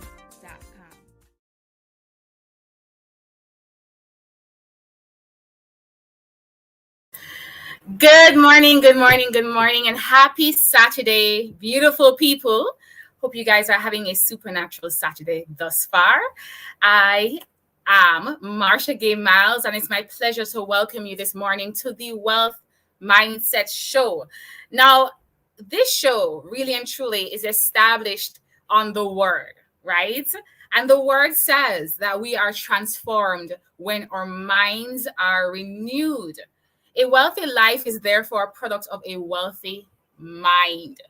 So the Wealth Mindset is a show that seeks to renew the mind with proven plans and principles and philosophies that will establish the right paradigms for prosperity in all areas of life. With the Wealthy Mindset, entrepreneurs and wealth seekers will be empowered to activate, innovate, create, elevate, and serve in order to thrive, not just survive. We will inspire people of color to create wealth, to leave an inheritance for their children's children, and a legacy in them. A legacy that creates a brand new generation of wealthy mindsets. Again, I am Marsha Gay Miles, and I am streaming to you live from Kingston, Jamaica. Now, I am a digital wealth creator. I am a digital entrepreneur, and I also am an investor in the digital space. All fantastic, right? As a leader as well in the space of financial education and empowerment, I have identified a common factor that seems to plague the majority who also seek financial enrichment. One that I dare to say even rivals financial literacy, and that is a weak wealth mindset. It has even affected me. It is a journey for so many of us. Now, how do you know that you have a weak wealth mindset? Well, the thing is, a lot of us already know that we are to do certain things to create wealth in all areas of our lives. We know, we have the information, we have the education. We may even have, some mentorship, some guidance, some coaching, but somehow we're actually struggling to apply it. We're struggling with the implementation. If that is your struggle, that is your indication that there is something deeper happening here. There is something that needs to be addressed. You may be experiencing the weak wealth mindset. So this show is actually here to address, to bring to the surface these matters. We seek to develop and to strengthen your mindset. So once your mind is properly set, you will be set up to create the wealth you desire in all areas of your life. So again, welcome to the Wealth Mindset Show. Now, today's hot topic, I've titled it The Debt Disaster. The Debt Disaster. DEBT, right? I know I'm from the Caribbean, so that may have translated a little differently, but I'm talking about debt. Now, the total personal debt in the US is at an all-time high of 14.96 trillion. Ladies and gentlemen, trillion. That's 12 zeros behind that, okay? And this is a report for this year, spring of 2021, according to the Federal Reserve. A CNBC article that you're going to be seeing here, published on November the 18th, ladies and gentlemen, that's 2 days ago, cited that the average American has over $90,000 US in debt. An estimated 77% of American households have at least some type of debt. The less your income, it's the easier to pile on debt. That obvious lesson hit home in 2020. We all saw what happened, right? Spurred by COVID-19 pandemic and an economic jolt, a negative economic jolt. The unemployment rate went up. Before pandemic, it was only 3%. Since pandemic, a whopping 14.8%, only 1 year later. This is the highest level in over 6 decades. Now, I'm going to define debt so that we can understand what we're talking about here. Debt is simply owing any money to anybody for any reason. So if you have debt, you most likely have agreed on some kind of terms of repayment, and those terms mean specific payments are to be made at specific times until that debt is paid off. And typically when you have debt, you're also paying a little bit more. It's called interest, because the person that loaned you the money is charging you for the inconvenience of not having their money. And also, you know, the risk of probably you not paying it. So that is debt. Now, borrowing money is actually often an important part of a long-term financial plan. We always hear that wealthy people actually don't ever use their own money. They leverage. So borrowing money is customary, whether it's to access higher education, whether it's to improve your career opportunities, whether it's to become a phenomenal investor. Borrowing money and acquiring debt is normal. It is normal. But because it involves risk, because it can be expensive, and because you're paying this interest and so on and so forth, a lot of people, because of the lack of financial education, I spoke about it earlier, financial literacy rate is very low. Most people don't understand how to handle this kind of debt. They don't understand how to manage their loans. So it's not uncommon for consumers to make a few common mistakes while learning how these credit cards work or establishing these money habits. So a lot of us learn from experiences, right? And some of the experiences, they don't feel very good. Now, I know I spoke about the average household having over 90,000 in debt. There are different kinds of debt. We have credit card, you have personal loans, you have mortgages, you have home equity loans, auto car loans. But, you know, we speak about the fact that we have different age groups, right? Let's look at the debt per age group. We have the Gen Z. So Gen Z, the young people just coming into adulthood, between 18 to 23. Then millennials, 24. If you're 24 years to 39 years, I'm still a millennial. Hallelujah. Then you are also in that age group. Millennials, Gen X, 40 to 55. Baby boomers, 56 to 74. Silent generation, ages 75 and above. Please look at your screen and you will see who has the largest debt for their age group. Gen X, you're going to be seeing $135,000, the average debt for people between 40 to 55. Now, it's understandable. That's the age group when persons are now, taking on the auto car loans, taking on the mortgages, fixing their houses. If they got their houses when they were in their late 20s or 30s, they're taking out these home equity loans. So they're taking on the most to then establish their lives for whatever purposes they want to do that for. And then, of course, they reduce it as time goes on. But a whopping 135,000 average, that's amazing. But ladies and gentlemen, here is what I find phenomenal. We are still experiencing COVID-19. The economic jolt is still current. And with cost of living going up, inflation all across the board is at an all-time high, meaning the amount of money that your dollar, the value of your dollar. So what your dollar could have bought before, it can't buy as much. Your money is not worth as much as it was before. So your money isn't worth as much. The cost of things are going up. And persons, if they're blessed to even still have a job, are earning the same amount of money because most employers are unable in this economic climate to give a pay raise.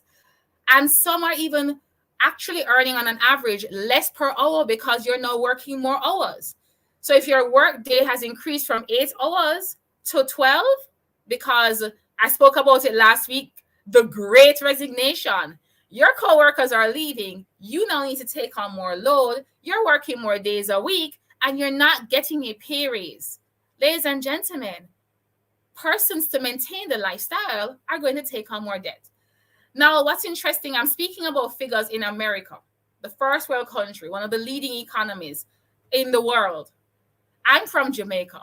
So this experience kind of paints a picture of what most other countries will be experiencing. And there's a saying in Jamaica or in the Caribbean, when America sneezes, we catch cold. Meaning, if they're having the problem, we're going to have it even worse. Let's look at what some of our viewers are saying. Our viewers are saying a few things. Their comments, very interesting here. Let's see, produce all these comments. This demonstrates why we must be grateful. Okay, that's a comment.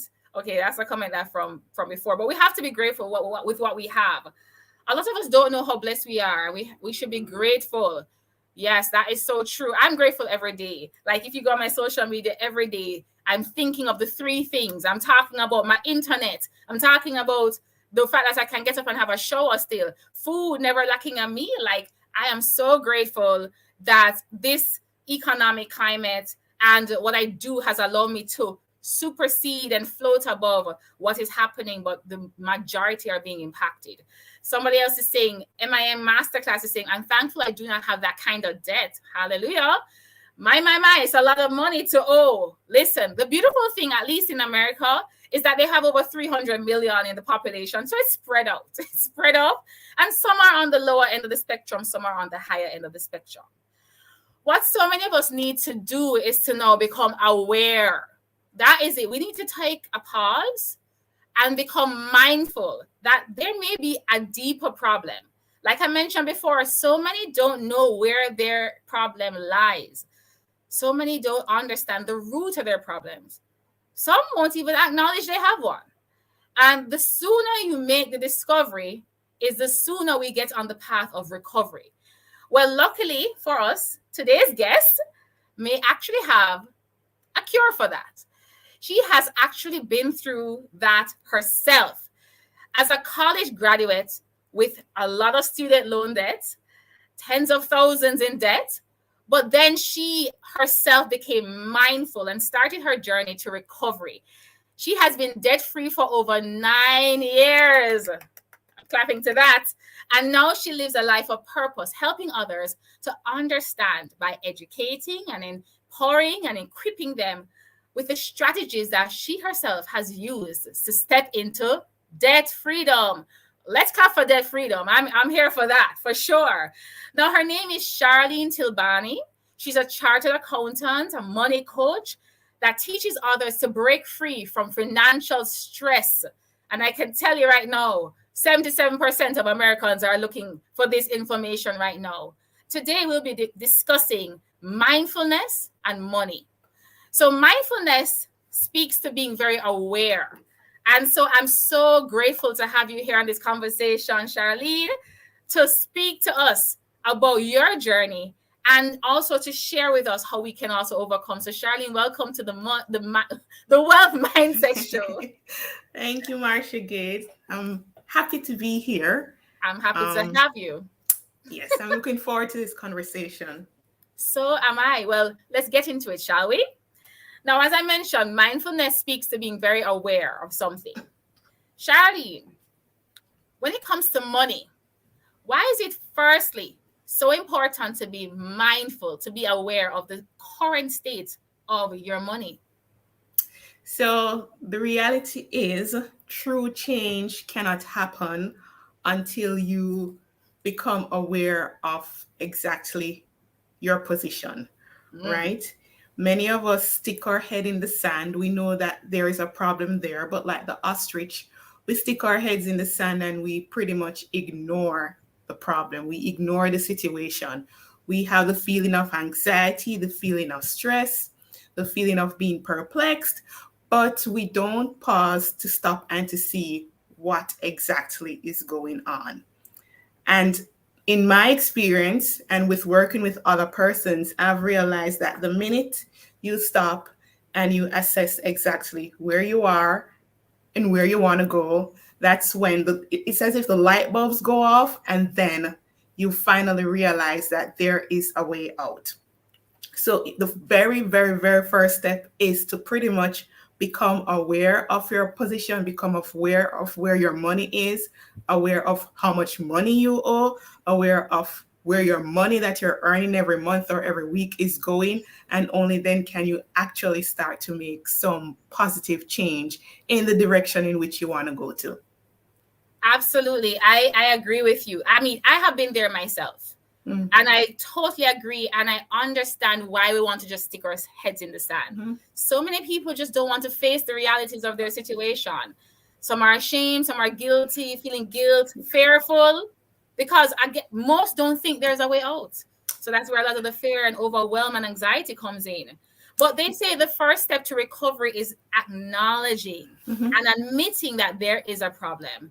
And the same is true when it comes to money. So can you emphasize for us why accepting it and acknowledging the money situation is a key step to money recovery? Yeah, so I believe in order for you to make the change, right, you have to become aware of the fact that there is a problem. Then you have to accept the fact that there is an issue.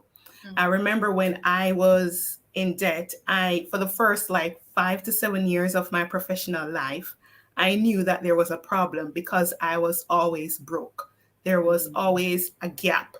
There was always this feeling of anxiety, this feeling of stress, this feeling of why am I earning money and by the third week of the month, I'm broke and I'm having to rely on my credit card. So not until I stopped, I paused, and I decided that I had to make a change. I accepted the fact that there was indeed a problem. That was when I started to make moves towards adjusting my situation to actually making steps to pay off this debt. So I believe that you have to accept the situation for what it is, acknowledge the fact that there is a problem, and then accept responsibility for your role in the situation. Because there are situations where we end up in debt because of, unforeseen circumstances like medical emergencies, or I've worked with women who, are in debt because of a divorce. But there are others who end up in debt because of overspending, because of pretty much giving into impulse purchases, right? Giving into the feeling of wanting to fit in with the Joneses and not taking the time to assess your values and your goals and where you actually want to be in life, right? If that's your situation, you have to accept responsibility for the problem, and then you will be able now to start identifying ways to get out of the situation, identify the resources and the tools and the strategies that you're going to use in order to fix the problem. Wow. I mean, I'm listening to you and I'm going, yes, yes, yes. And I know accepting responsibility was the hard part for me. And I had to realize in my case, it was me. There was nothing else. I was just like, Marsha, this is all on you. And then on you, you have to, take the action you need to get out of it. Oh, yeah.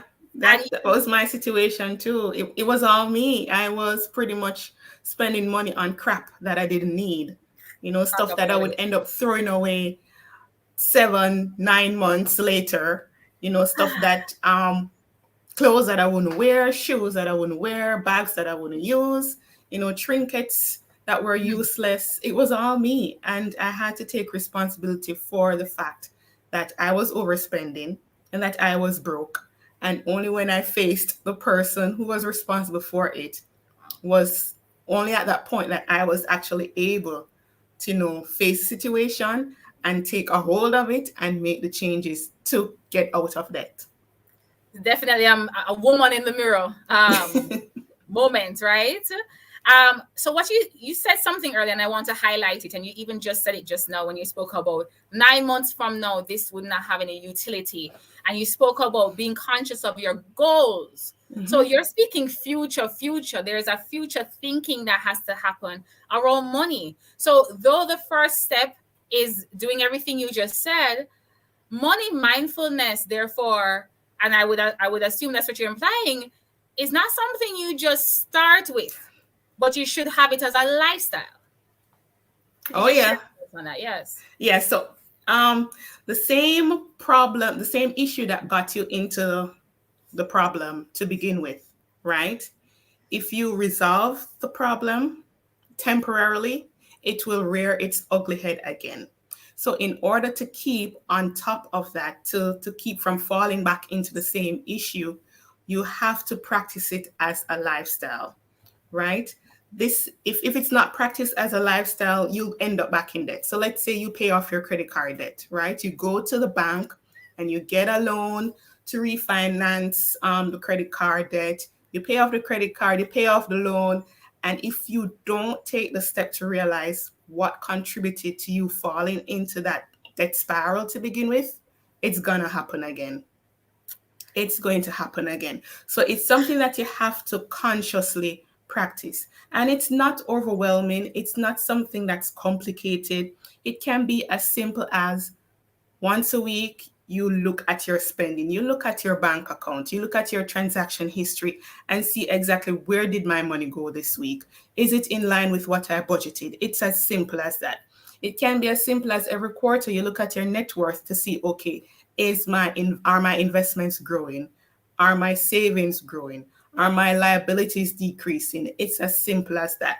But if it's not something that's practiced consistently, you will not make any progress on the goals that you have set out to accomplish. It has to be a lifestyle.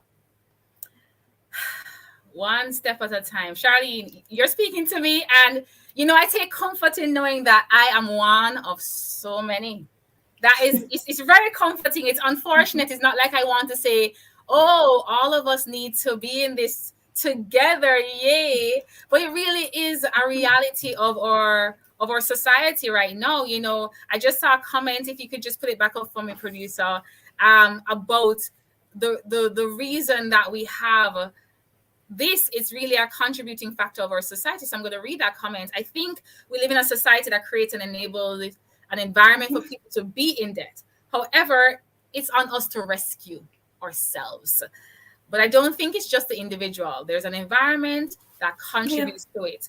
So we live in that kind of environment. And when you spoke about doing it one time, and if you don't keep doing it as a new habit, as a lifestyle, you will end up back in the same situation. Listen to me. That was me. That was also me. I was like, ooh, first credit card, maxed. Then I paid it off. I was like, God, if you just help me out of this, I won't do it again. And I'm telling you, God made a way, though, for real. Moratorium came around, and I just went, shoops. All the interest rate was taken off. I paid that basic, and I was like, I'm out. I'm never doing this again. 2 years later, Charlene, 2 years later, So it's really that's why I said in the beginning, it's really a renewing of our mind. That is for the English scholars here, the present continuous tense. Yes. It's something that we have to do every single day.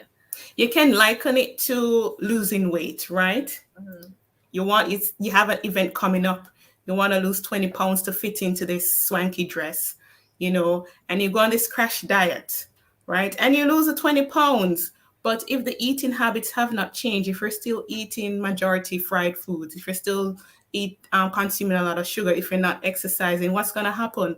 Within a month or two, if that long, 20 pounds or more are going to come back on. It's the same thing with our finances. If we don't take a step to realize, identify what are my needs, what are my wants, what is contributing to this debt spiral? Is it that I'm spending money on things that don't matter to me? What exactly am I working towards? What am I saving for? What am I investing for? If you don't take the time to address that, then sad to say, the weight is going to come back on, and even more weight. How you do anything is how you do everything. Mm-hmm. And I alluded to it earlier about wealth in all areas of our life. So I'm not going to touch on it. I'm not going to be like an expert or talk about wealth in health, wealth in, family and relationships. But how you do anything is how you do everything. And that is true. You will see these habits recurring in other areas of your life when you do not address it in one, maintain it in one, stand on the strength of that, and then you carry it over into other areas. Because that phenomenon, crash diet, get into the dress, fit, and then 1 year later I was in the same position again. So now it has me thinking, Marsha, we really have to address way more areas than just your money now. How is it affecting your other areas, other pillars of your life? Yeah. That was powerful. I'm going to add this question here, but you spoke about future, and you hear the term a lot, delayed gratification. What tips would you give to having individuals focus on the feeling of achieving that long term, that 1 year from now, 5 years from now, 10, 25, 50, God's willing, years from now, goal? Like when we're about to spend in this moment and thinking this extra $30, that's not a big deal. But then when early retirement is a goal, when, living in your dream neighborhood can actually be possible if you compound this $30 every week, every month. Like, could you just speak about what tips would you give individuals to focusing on that delayed gratification and the long-term vision? Sure. So interestingly enough, that's one of the first things I work on with any client, goal setting, because I realize that if you don't identify what you are working towards, it's a waste of time. Me sitting with you for hours upon hours, it's a waste of time. So we sit and we identify the goals. Then we attach a why to the goal. Why do you want this house? Why do you want a new car? Why do you want this dream house? Why are you planning to retire early? And by identifying the why, we drill down into the values, exactly what is important to you, right? And for most persons, it's family and it's time freedom, right? Those two drive, gets most of us out of bed in the mornings to go to work and to earn a salary. It's being able to provide for a family, and it's being able to have time to do the things that we want to. Now, if you focus on those whys, on those values, trust me, the little trinkets and the shopping spree, it's not worth it. Because you're going to think about the fact that if I put aside this $100 or this $1,000, right? If I deny myself of this shopping spree or this temporary fix, I am one step closer to being able to retire early. I'm one step closer to being able to work part-time so that I can spend more time with my children. I'm one step closer to being able to travel with my family and give them the vacation that we've always talked about. It's important to attach a why to your goals. The next thing is practicing delayed gratification by putting the wish item on a list and just sticking it there for 72 hours, right? It's still gonna be there 72 hours later, but you just give yourself this breathing room of a 3-day waiting period to see if it was an impulse purchase or if it's a need. If it's a need and there's money there to buy, then by all means, go ahead. But most times that desire disappears within, I'd say, 24 to 48 hours. The next thing is to put your goals somewhere where you can see them. For some persons, it might be writing it on a piece of paper and sticking it on a wall, sticking it on the mirror in your bathroom where every day you see it when you're brushing your teeth. It might be setting a screensaver on your laptop, so every time you boot up your computer, it's there. It's having the goal visible so that you can visibly see what you're working towards. The next thing is tracking, right? If you're saving towards, let's say, a dream vacation or a new home purchase, right? It might seem like you're not making progress, but if you're tracking it and you're saying month after month, you're seeing the amount going up, trending up. It might not go up at the same rate as it goes up every month, right? It might go up 10% one month, 50% another month. But if the overall trend is up, that keeps you motivated to say, yeah, I'm making progress and I'm this much closer to the finish line. Wow. Those are four powerful tips. I love it. What's your goal? What's the why? Delay the gratification. I have seen that work so very well. I will literally just say, today I feel for sushi. If you're in Jamaica, you know that is a high bill. That is not the most affordable, not the most. Yeah, you're gonna spend what you could have spent on groceries for maybe 2 weeks on just a one meal sushi. That's my thing. But I will say it, and then my husband will look at me and say, "You really want it?" I said, feel for guys. And I mean, one of the viewers said emotional spending, feeling spending, the feel for one of the worst things. Once you say that, you go, feel for sushi, feel for it. And then he'll go, okay. And I said, oh, don't worry. Let's just think about it. And I process it. I think about it. I look at what I know it's going to cost. I'm not going to lie to myself, face the cost. And then I go, nope, not right now. And then there are other times when you might give into it, right? Because it fills some need, an unspoken need. So, or can we speak about how it can actually, some of these higher tickets, high is relative to each individual, items, could we set them up as rewards? What about rewarding yourself? Oh yeah, definitely. Building little rewards along the way, right? Because on this journey, it can be grueling. It can feel like a suck, right? It can feel like it's always a sacrifice. But if you're building those little rewards along the way, it makes it worthwhile. So it might be a trip to the spa. It might be mani-pedi if that's something that you don't do regularly. Right. It might be a fancy meal. Right? It keeps you motivated and it keeps you moving to the next target. So, of course, I love those little emotional wins and celebratory wins that we can build in along the way to keep us going. All right, awesome. Now, Charlene, we spoke about facing our reality, accepting it, acknowledging it. We're doing this for long-term goals, and a lot of these goals are attached to wealth creation. So how truly does this lifestyle of tracking, managing, money restoration become important stepping stones to wealth creation? Why do we start here, and how does that end up in wealth creation? The reality is disposable income is your superpower, right? If you are in debt and you're paying most of your money to the bank, it's going to be working for the bank instead of working for you. Because the principles of money, they're simple and they are true no matter who you are, no matter your race, no matter your class, no matter your situation. The principles of money are the same across the board. So compound interest, right, which is money compounding over time and growing faster over time, it can work either for the bank or for you.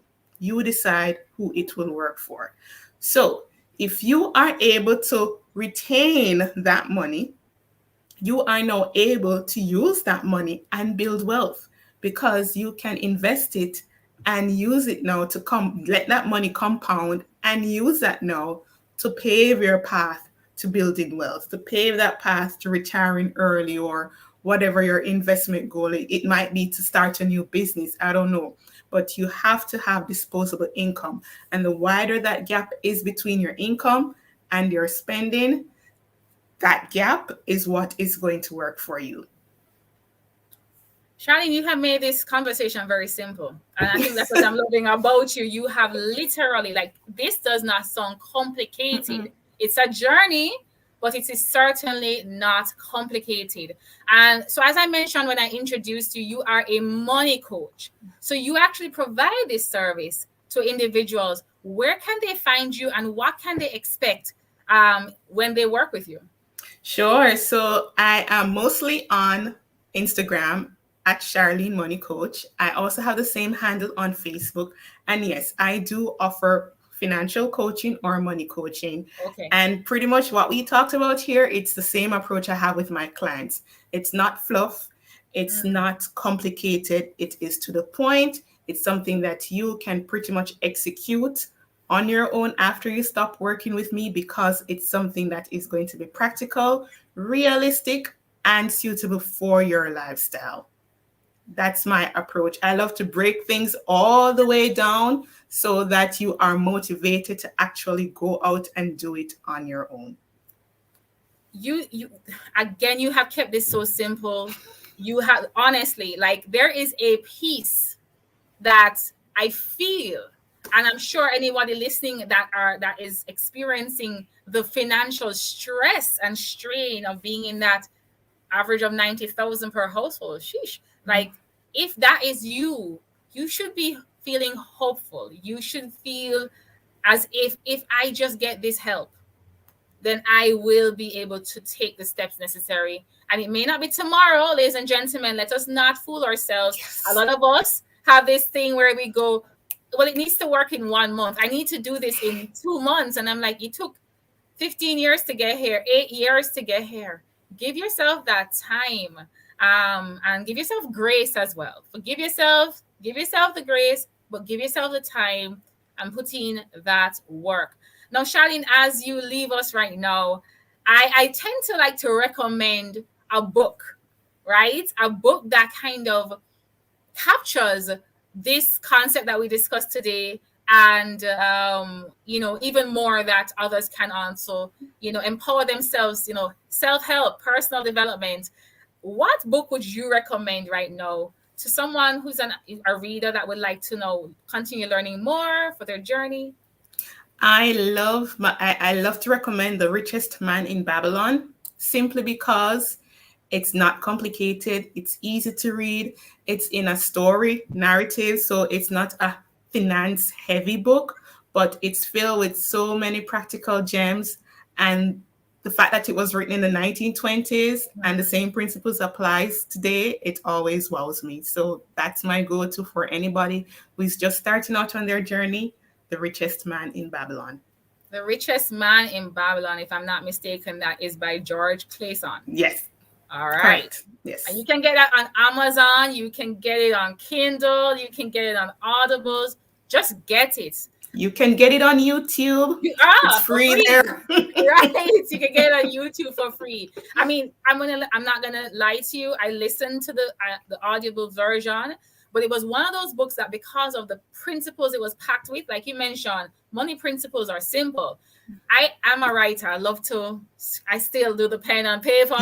So I had to get the physical copy so I could write my little notes and say, hey, or highlight here and there. But to each his own. And I know for some they're saying, she said it's free on YouTube and it costs $13 on Amazon. Marsha, really, I'm going to have to spend $13.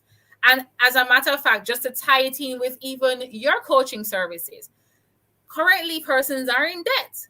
You need to get out. And there are some people that just need to jump that hurdle that says, I have to spend some money to then learn, to then be helped, to then get out. Oh, yeah. What do you have to say about that as we close? What would you encourage others about? A lot of persons, they will forever be stuck in a spiral and not know how to get out. And the minute they sit with a coach or somebody who knows more than them, it's the minute that cycle breaks. I've seen it in my own life, right? I've been getting coaching in other areas, and it pays to sit with somebody who can save you hours and weeks and years of stress, and get experience from somebody who can give you information in an hour, right? The time it's going to take you to sort things out yourself, to figure things out yourself, to watch the videos, to try and map it out yourself. You might as well just pay somebody who has been there, done that, has various strategies that can help you, who can see things that you are not able to see, and have them work with you and give you the accountability. Because that's another thing, the accountability factor, it's what a lot of us need. We need somebody to check in on us, to support us, right? Because this journey can get very lonely. It can get very hard because that is normal, right? We see everybody doing it. And you need somebody in your corner to push them to say, yes, it's worth it. Just keep going, right? You're right around the bend. So that's what I'd say. Just invest.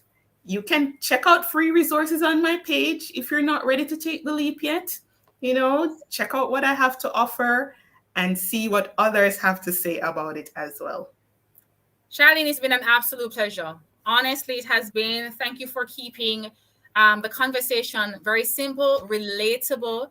It is so encouraging knowing that someone like you who had the same experiences as us, interestingly, even while being a professional in the space, was able to now apply to herself and now help others. So God bless you, Charlene. Thank you so much, Marsha Gay. You're very welcome. Thank you so much. And again, Charlene Money Coach on Instagram. You can find her there. So thank you so much, everyone, for joining me today for the Wealth Mindset. I know, I don't have to hope, I know you were encouraged, I know you were informed, and I know you were inspired. It's been an absolute pleasure of mine to lead and to learn along with you. Let's get connected. I am found on all social platforms under Marsha Gay Miles. And you can find me there. You can message me there. We can keep this conversation going there. And remember to like, share, and subscribe. Click this notification bell for upcoming episodes of when we're going live, when we upload a video. And please continue to share your comments, even as you watch this recording right now. Share the comments because we love getting your feedback and we love to hear what you're interested in talking about on upcoming episodes of Wealth Mindset Show. Always hold your vision, keep the faith, stay in gratitude, and live on purpose. Goodbye for now. See you next week. And we will close out with a special message from one of our partners here in today's Spotlight. Bye-bye.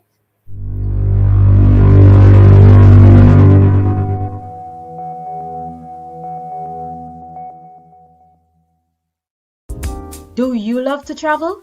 Have you heard about mytravelwishlist.com? My Travel Wishlist, a UDMI travel brand, provides all-inclusive solutions to travelers.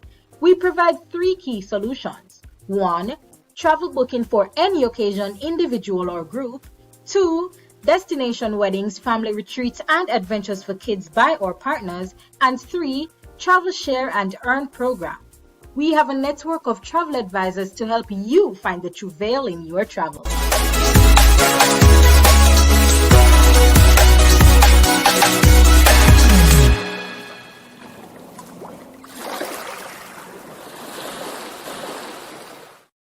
He is one of the owners of mytravelwishlist.com. Greetings, Mr. Merritt. How are you? Hey, I'm doing fantastic here. And how about you yourself? I'm great, actually.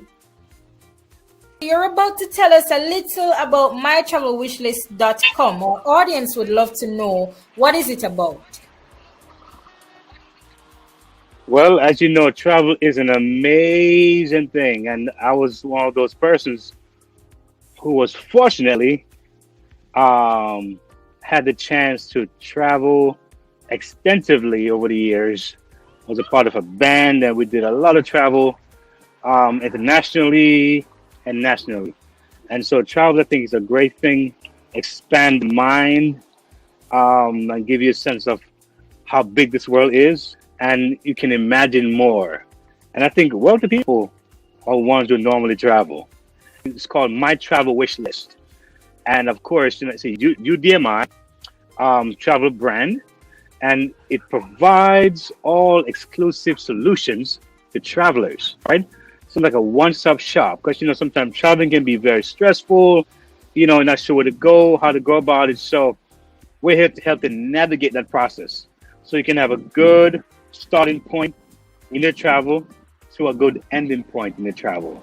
So that's pretty much the fundamentals of what it is to give you that experience, where it's not stressful and you feel all burning down, and you walk away saying, hey, I found the right help I needed, and hopefully you can share with others, and so they can have the same experience. So Yeah. as a client myself, maybe I want to use this medium to travel someday. And so I want to know, can I travel to every part of the world, or are there specific destinations?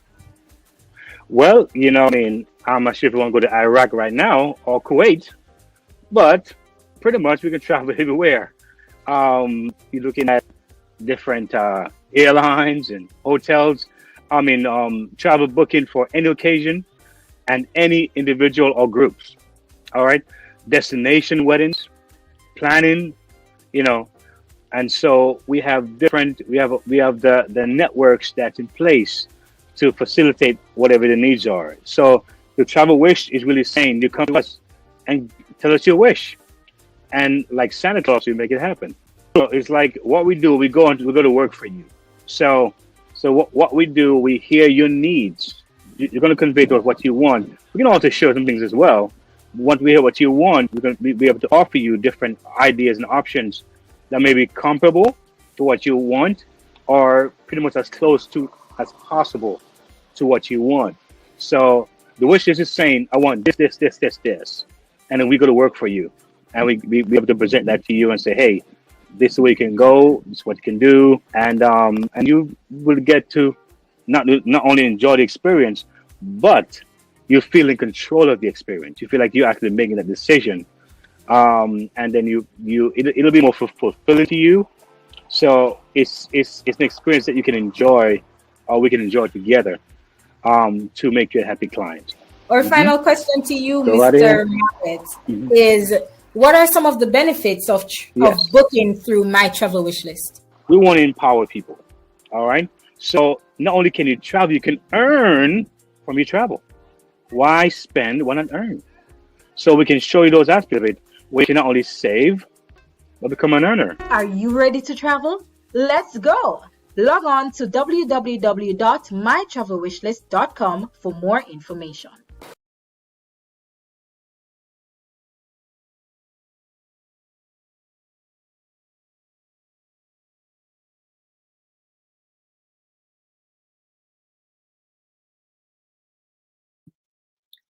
Hey folks, how are we doing?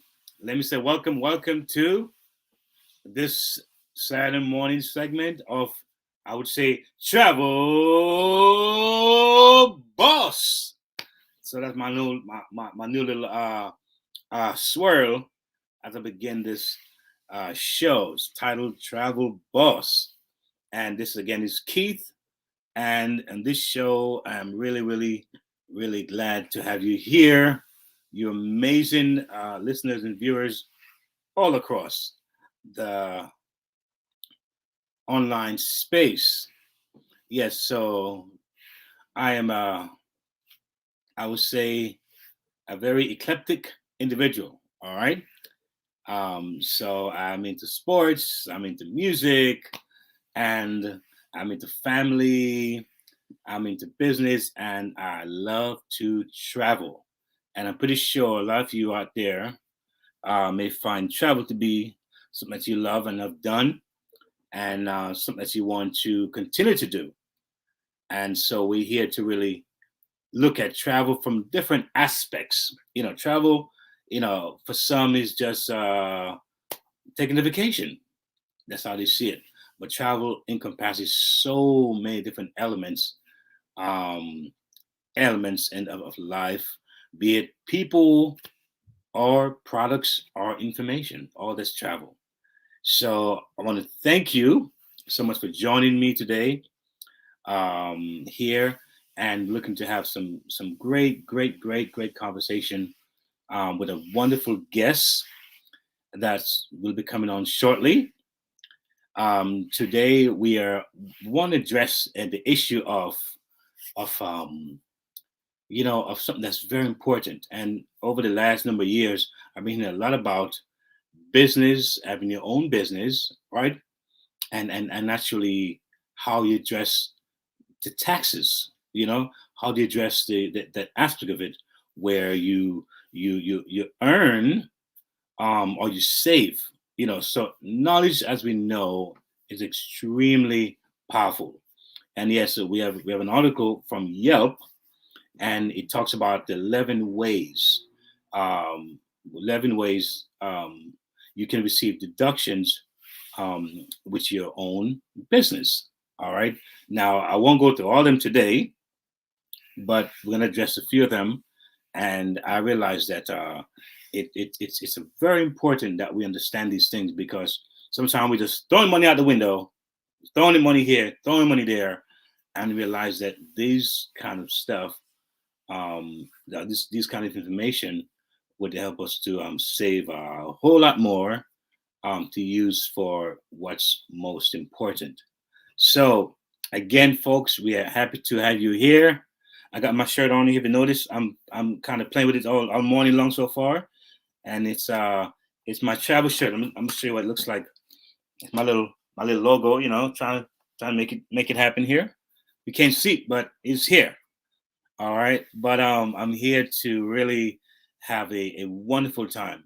We want folks to leave this show and take away a newness on travel. Those who have been sitting at home and becoming like the house, to get out, and travel and see this world and really maximize all that encompasses travel.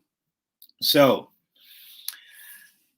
without further ado, I'm going to address and I'm going to invite our lovely guest this morning. And we're going to have her just talk about maybe some of her travel and talk about, what she does and who she is. Hi, how are you? Hi, good morning. I'm doing morning. good. How are you? I'm doing fantastic. And you? Doing well. Thank you so much for having me. You are so welcome. You're so welcome. As I look online and I kind of scroll through and look at different profiles, I look for people who are about something. People who are visionaries. They have put their hands into something. They have grind in order just to make sacrifices and to bring about something new. And when I saw your profile, I'm like, I want to connect with this young lady here. I mean, we always show that's connected. We're highly networked, and we address different issues. And if you've been watching, be it finance or be it health or be it spiritual, it's always important for us to have a holistic approach to life and be healthy, mentally, emotionally, and spiritually. So, Miss Shola Smith. Yes. And you're in I think Orlando, Florida, I believe. I am in Orlando, Florida. I'm originally from Brooklyn, New York. Yes, I saw that too. Yeah. So I was looking to hear the Brooklyn accent out there.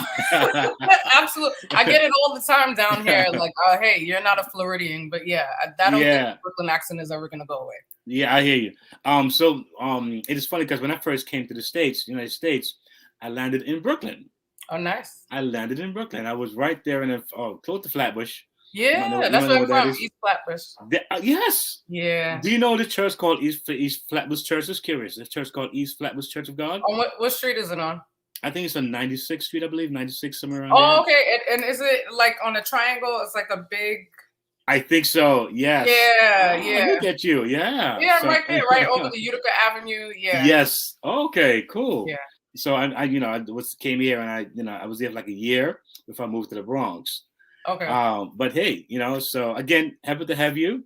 So please tell us a little bit about yourself. And as far as travel is concerned, if you've done it before, if you're looking to do some in the future, and how do you feel about travel itself? Yeah. Well, thank you so much again for having me. My name is Shola Smith. I am an entrepreneur. I was born in Brooklyn, born and raised in Brooklyn. My family is from Georgetown, Guyana. So I'm Guyanese, so I'm West Indian. There you go. All right. Yeah, Caribbean people, one nation. One nation. That's how we do it. One, right? One nation. So I grew up in a household that there was no excuses. So if you were going to do something, you were going to go ahead and you're going to go for it and you're going to go ahead and do it. I grew up with my grandmother, my mom, and my grandmother pretty much instilled in me, my faith. And so I rely heavily on my faith for this entrepreneurial journey. I used to be a travel consultant. So this is pretty fitting on a travel show. Yes. Well, how you see that? Keep going. I'm listening. Yeah, so I used to be a travel consultant for a really big cruise line. Did that for a few years, loved it. I was a sales consultant, and I pushed and promoted travel for families and groups because travel is very, very important. It allows you to get out of your backyard and actually see different cultures, see different things going on, and it kind of inspires you to do more because now you can see more. So I believe that travel is very, very important. And especially now with being, I'm on this entrepreneurial journey, I will be doing a lot more traveling coming up now that COVID and the pandemic is kind of a little bit more manageable. Yes. So yeah, absolutely. I think I found my travel partner here. I think I found my Lord. He really answers prayers. He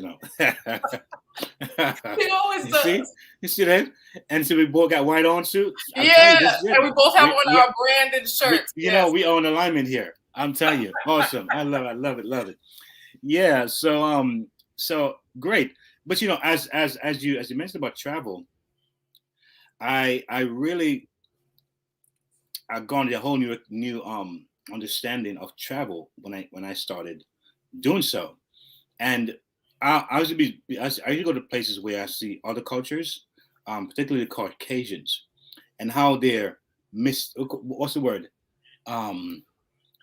They carefully observe other culture. Absolutely. How they really got down in the community and they kind of studied and really get into our culture and really if it was the fruits or the designs or the stuff that we made, they really got into it like, wow, and of course, a lot of them, they were able to maximize it and, came to our space, so to speak, and took what we had and marked it back to us. Yeah. Amazing. So that's something I learned about travel, that, that travel is something we can learn and take that experience, bring it back home, package it, and make it work. But as an entrepreneur, I think it's important, and as a woman, I'm gonna commend you as well, because I think women has we've seen an increase in women stepping out and being entrepreneurs and just really holding it down. Even single moms, a lot of single moms are doing the same thing, and it's greatly admirable, at least the way I see it anyway. And I really think it's important to support these efforts. I know they have special, loans and different things that women can be a part of, and special programs to help enhance what they do. And I hope that you're looking for these things. I hope that you're finding these different niches and ways to, to garner information from, and to really build your brand as you just desire to. So, being an entrepreneur, I did went ahead and look at some tips on what a entrepreneur can do or should do in terms of having a business and looking at deductions, looking at how they address the tax issue every year, And when I started my entrepreneurship journey, this wasn't in my mind at all. I didn't have no clue about these things. And as time went on, I started hearing more about how we can maximize and capitalize on that. So can you share with us some of the things that you've done as a business owner, as far as getting these areas tightened up to maximize your input and your output? Absolutely. And so being a business owner, everything is a deductible. Every single thing should be in a deductible. And you need to save your receipts. I know a lot of people don't do that. You need to do that. You need to save receipts. I have in the beginning when we started, and my business is about 2 years old. We had a big Ziploc bag, and we just kept putting the receipts in there because you need to right away when you're purchasing something and you get a receipt. Normally, just for me, I'll toss it. But with business, that's like you can't even do that. So you need to save the receipts so that you can be accountable when it is tax time to go through and itemize your stuff. Also, I would definitely recommend, if you're not good with receipts, use your business account, your card, so that way it's already tracked, through your statement, of course. Yes. So that way you have another measure, to kind of track those things for you. Wow. So as far as to travel in this case, I'm driving from one place to another, whether state to state or flying, you can say you're flying from Orlando to New York on a business trip. That plane ticket can be used as well. Absolutely. And if you went to a restaurant and you bought some food, that can be used as well. That is a business meeting. Wow. Okay, so that's good. That's good because many people don't know these things, and many people we find, even big businessmen, when they go to these expensive, lavish restaurants, and they buy these lavish meals, a lot of these meals are what? Business expense. Right. Absolutely. It's like, wow. So you live and learn these things. So I just saying everything. One of our viewers said, everything is deductible. Yes, it is. That's true. That's true. Yes. So having a business, I know that I saw something you did, and I believe you have a brand. You create these products. Are they juice products? I believe you create. Juice products. Yes. So I have a company called Smith Blend. We are an all-natural tea company. So we sell loose leaf teas and we also sell iced teas. I have one flavor right here. Let's see, can you see it? So we have 7 flavors of natural iced teas. And how this kind of started is that myself and my mom, we were trying to figure out a way to honor my grandmother, whose name is Clarice Winnie Smith. Yes. And we wanted to honor her in her memory. And she used to grow her teas back in Guyana, dry them. Wow. You know this very well because there's always a remedy for some type of ailment. Or yes. In the Caribbean, we always do. Absolutely. So that's what she used to do. And my mom has a crazy green thumb. And so we have a greenhouse where we grow our base in a greenhouse. We dry it and we manufacture it into tea. So cool. we started out with one flavor, which is lemongrass, and from there we made different variations of different flavors. And we started going into the farmers markets. Now I started my company right before COVID hit. So we started January of 2020. So we were kind of like on a good momentum train. Going to the farmers markets and selling our products, and it was doing really, really well. And then when the pandemic happened, everything stopped. Oh, wow. We couldn't do the farmers market. We couldn't go in groups. We couldn't gather in groups. So which forced us to pivot to e-commerce. And so I created a website and we started to sell online.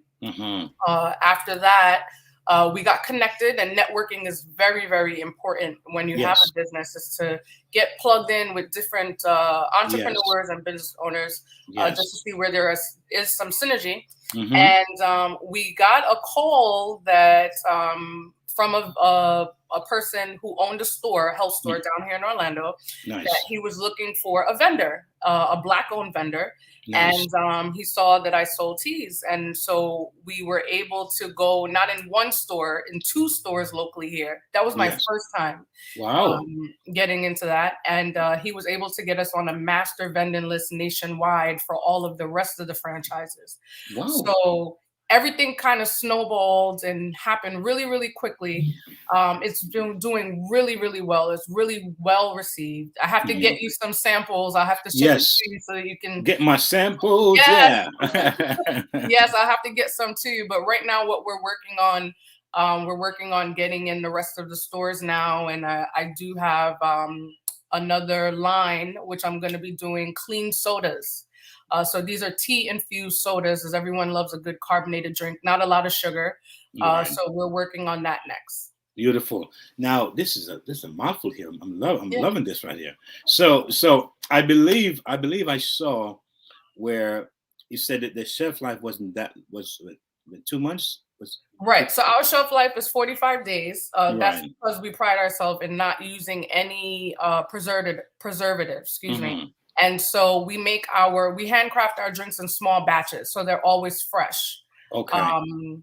But the great part about that is that our drinks don't stay on the shelves for that long, so they don't even make it all the way. Wow. Right. So Wow. which is a good problem to have. No, that's a great problem to have. Absolutely. You kidding me? Yeah, that's Absolutely. awesome. So now, as far as your reach and I guess travel again, we get from here to here. Yeah. Is this predominantly in your area in Orlando, Florida? Is it throughout the United So States? we're based in Central Florida. So locally here, I'm getting into doors, but also we ship nationwide. So if you order online, we can ship the whole entire nation. Wow. Just to get it to you. So you're looking at shipping 3 to 5 days, maybe? Oh, no. Our drinks can't handle 5 days. We have a 3-day max for our drinks because the shipping is kind of harsh on our packaging. So 3 days is the max. And usually 3 days is more for people that are up north, like, Connecticut, New York. Wow, that's pretty good. That's very good. Wow. And it's all made in Florida. Oh, so to travel in 3 days again, travel again. Yes. See, you Travel, can't right? You can't get travel. Absolutely. Yeah, you can't get rid of it. Yeah, I'm really, really excited about that. I would love to definitely try the products. All of them, as a matter of fact, I could. I got you. All 7 flavors. Wow. So I kind of want to just bring out some tips here. Sure. And of course, you can always chime in and bring, I guess, emphasize on what's been said. But Yelp, I got some information from Yelp, and they talk about 11 things or 11 deductions that we can capitalize on as entrepreneurs. So I'm going to just ask the producers going to bring that out. So 11 small business tax deductions you don't want to miss. All right, and of course, one is this, of course, internet and phone. Absolutely. Now, the phone is what we use all day long, right? Yes, absolutely. Yes, internet and phone. I never thought that was something that you could actually use, you could do before. But yes, it's important. Number 2 stays what? Number 2 stays marketing and advertisement. Now, give us an idea about some of the costs as far as marketing and advertising that you've done in your business to connect with that. Yeah, absolutely. Well, I have a marketing and branding background. So a lot of the stuff that people normally pay an agency to do, I do it for myself because I do have that experience. And sometimes it can be costly, but I will say this. Social media is the best marketing tool that you can use, that it's free. And you need to do it strategically. So consistency in posting, what you're posting, how it looks, the aesthetics of what your posts look like, color schemes, things like that, things that catch people's eye. You can really utilize social media as a free marketing tool. If you need to pay for something, I would say, well, getting a graphic designer, obviously you have to pay for someone to design your website and to make sure that the aesthetics are good. I would definitely use that as a write-off. That definitely having a graphic designer just on the side, because some things you can't do everything, even though you may want to. Yes. You can't. So I would definitely say those type of things, as far as like graphics and designers and copywriting and things like that, definitely need to be used as a deductible for your business. It's very vital. Yes. So as far as this now, for some people, this is a no-brainer. They know what it Mhm. is, they understand. But a lot of people in business don't know these things. They really Yeah. don't. And of course, again, a part of what we do here is just empower, enlighten people on what they may not realize and what they can capitalize on. Okay. People watching, all over the world, in over 116 countries. And the reality is that the blacks in general are behind in so many different ways and different things that we don't have a lot of time to waste on the salacious issues and what's going on that's wrong or bad. But how can we provide information that's relevant, Absolutely. that's futuristic, that will empower our people? And and you being here is just another example of what a black woman, who puts her mind, a Caribbean woman, of course, we're the best in the world, can do, and it'll take such an incredible feat. And here we are having success, having a brand and working it. We also 1.7 million homes. We got that the kind of new connection here, which is another blessing again. So we want, Congratulations. we want to reach people, and fast and furious. Right. Because as I say, information is power, and it's more powerful when it's used correctly. Absolutely. So we just love having you here.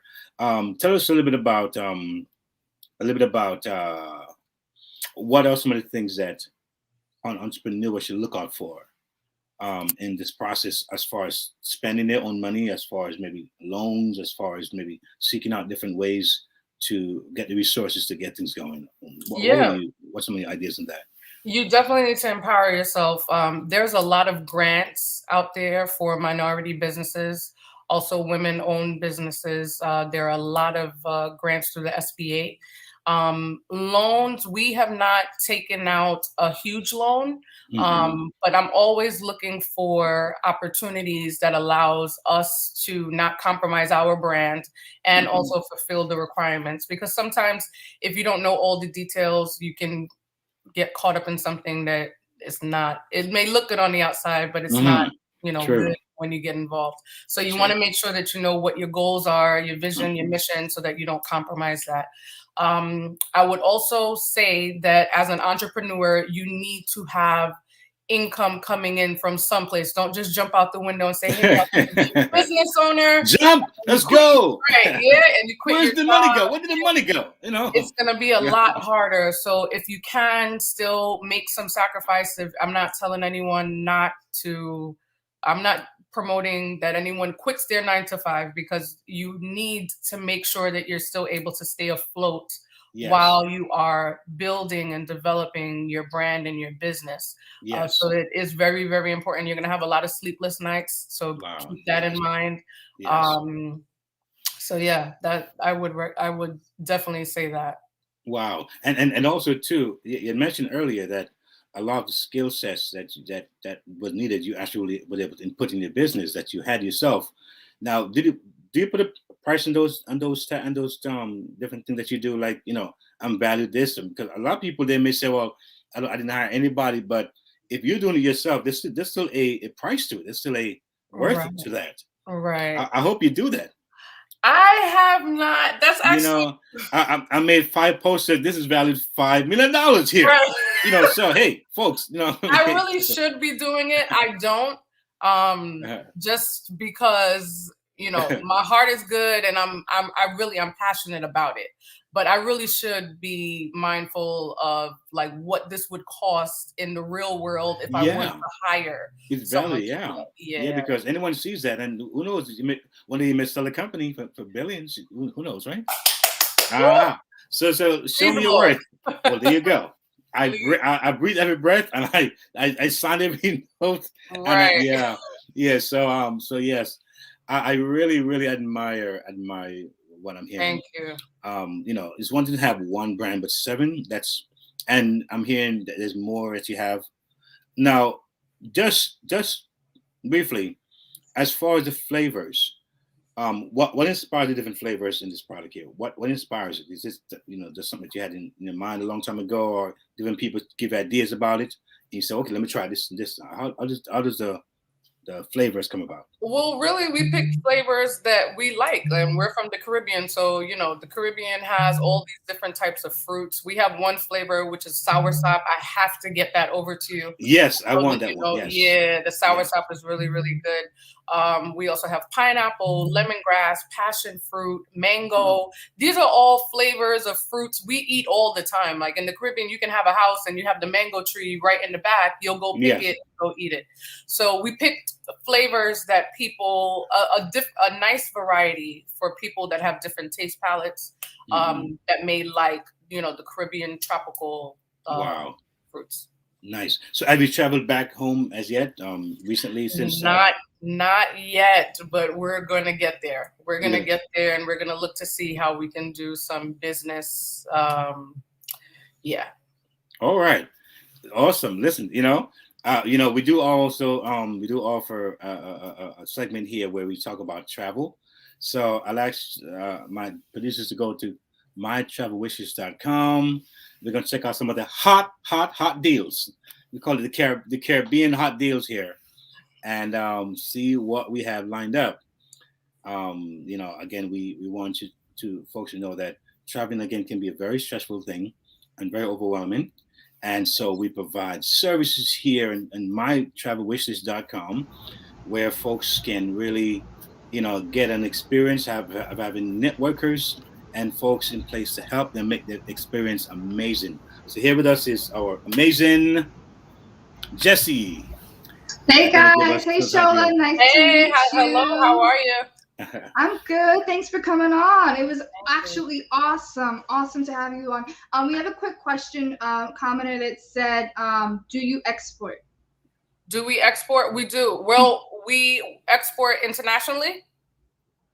I believe so. We have not done internationally as of yet, but it is on the to-do list, so we will be exporting. Very nice. Okay. And currently it's United States. All Yes, throughout ma'am. the States. Yeah. Okay. Awesome. All right. So we're going to get into some deals for today. I'm going to bring up on my screen here. All right. So the first one, we have a November to Remember Rocky Mountain. Book today and save $300 per couple with Rocky Mountain Rail Tours. This November is your last chance to be one of the first to experience Rocky Mountain Rail Tours' newest route.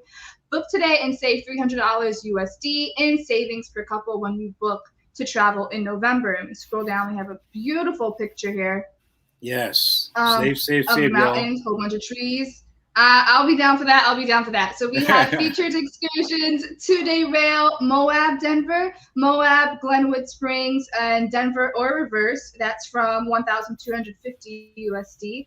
And that's just repetition. All right. We also have Rockies. Yeah, that one looks pretty good. Hmm? That one looks pretty It good. looks pretty good. It's, Yeah. you're not hiking, so that's good. Just relaxing train ride. I'm good for a hike too. But anyway, we have Blue Sky Stores Black Friday sale up to $300 off on top of hotel savings of up to 40% from Blue Sky Tours in Hawaii. I love Hawaii. Black Friday is turning into Black Friday. We're taking the stress out of savings on America's biggest shopping day with doorbuster specials that can't wait until Thanksgiving. With hundreds of deals and a travel window that extends all the way through, guys, December 15th of 2022. This Thanksgiving's going to be a real sale aberration. 2022, December, we got time, but book early because you got to book by November 23rd of 2021 to save. And if you're an agent, just listen in, okay? Up to $300 off international and Hawaii with promo code Black Friday 21. That's Black Friday, YAY21, and up to $150 off Hawaii multi-stop to with promo Black Friday 21B. All right, do we got time for one more? We do.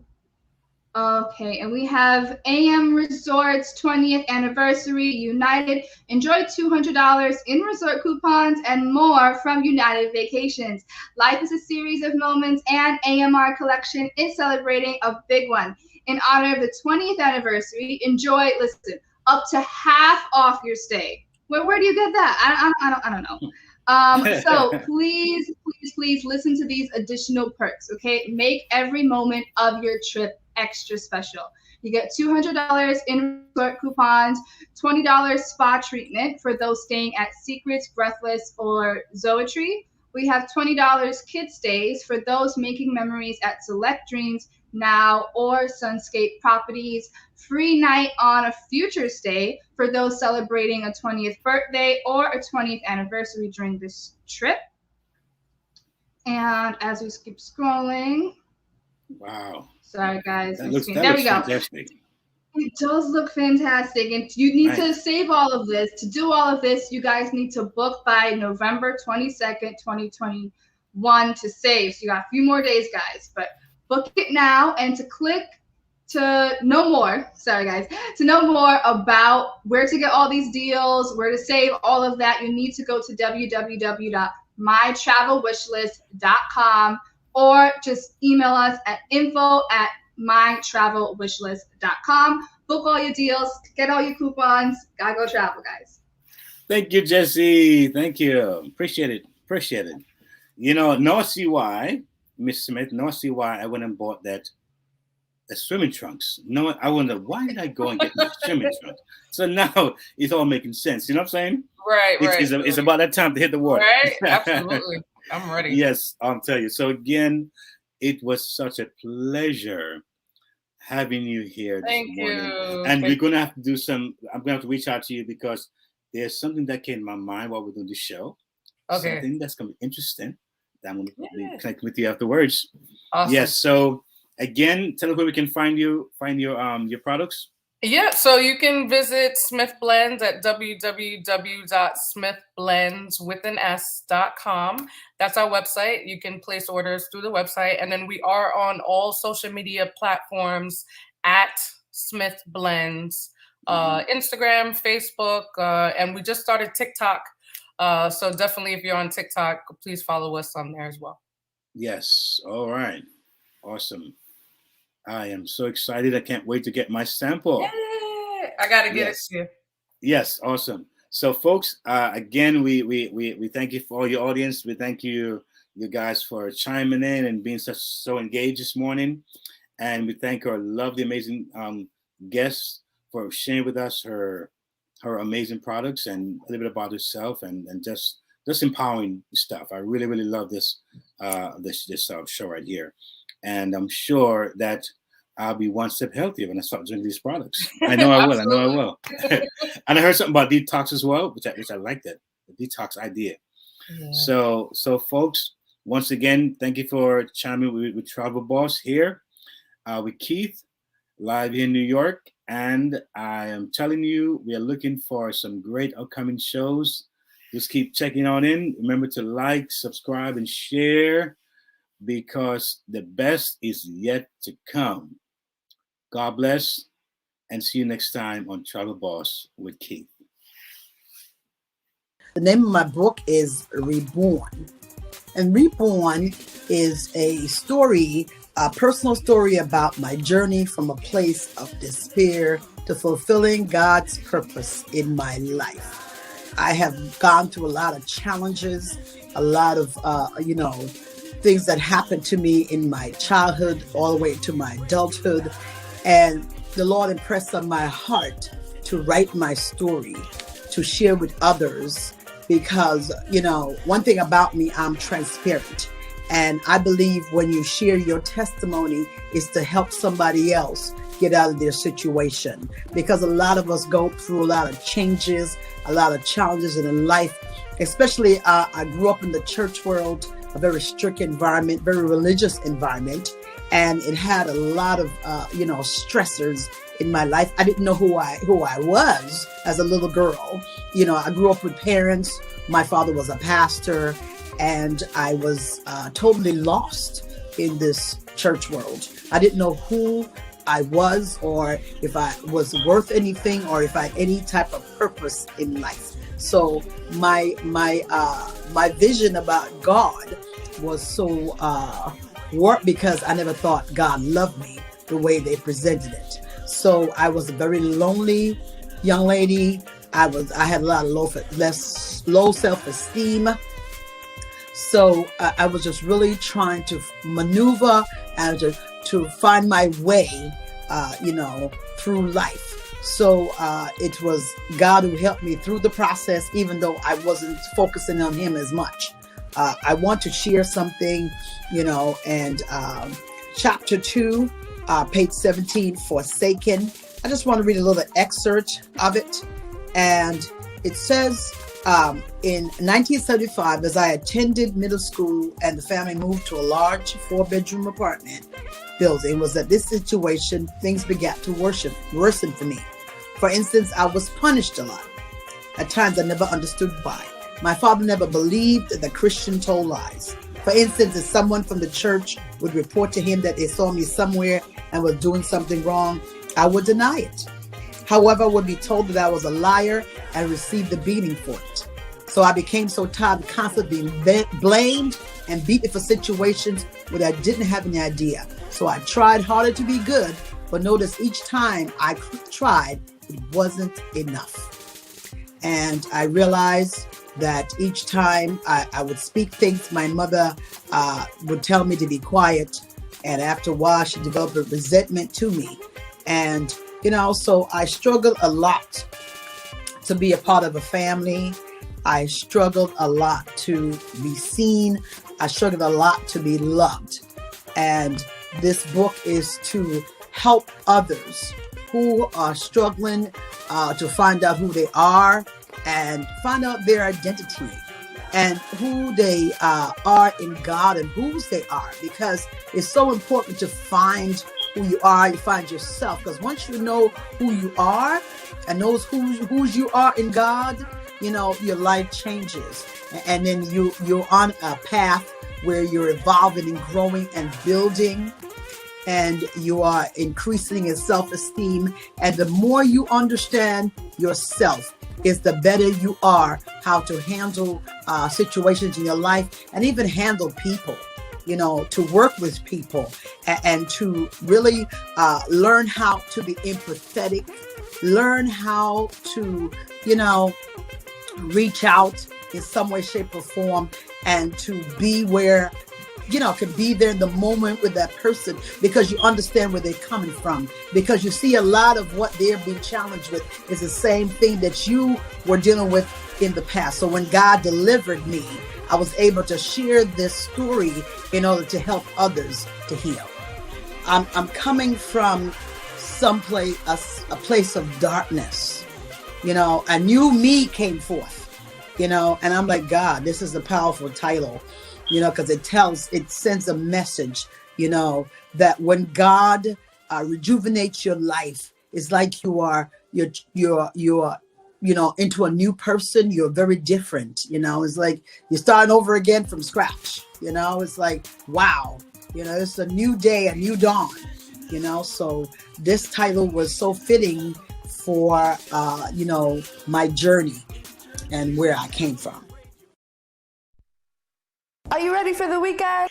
Weekends on UME Radio, the UME Radio app. Weekends on UME Radio. The sun is up and so are we. Subscribe to our YouTube channel and follow us on Instagram and Facebook, all at UME Radio. UME Radio.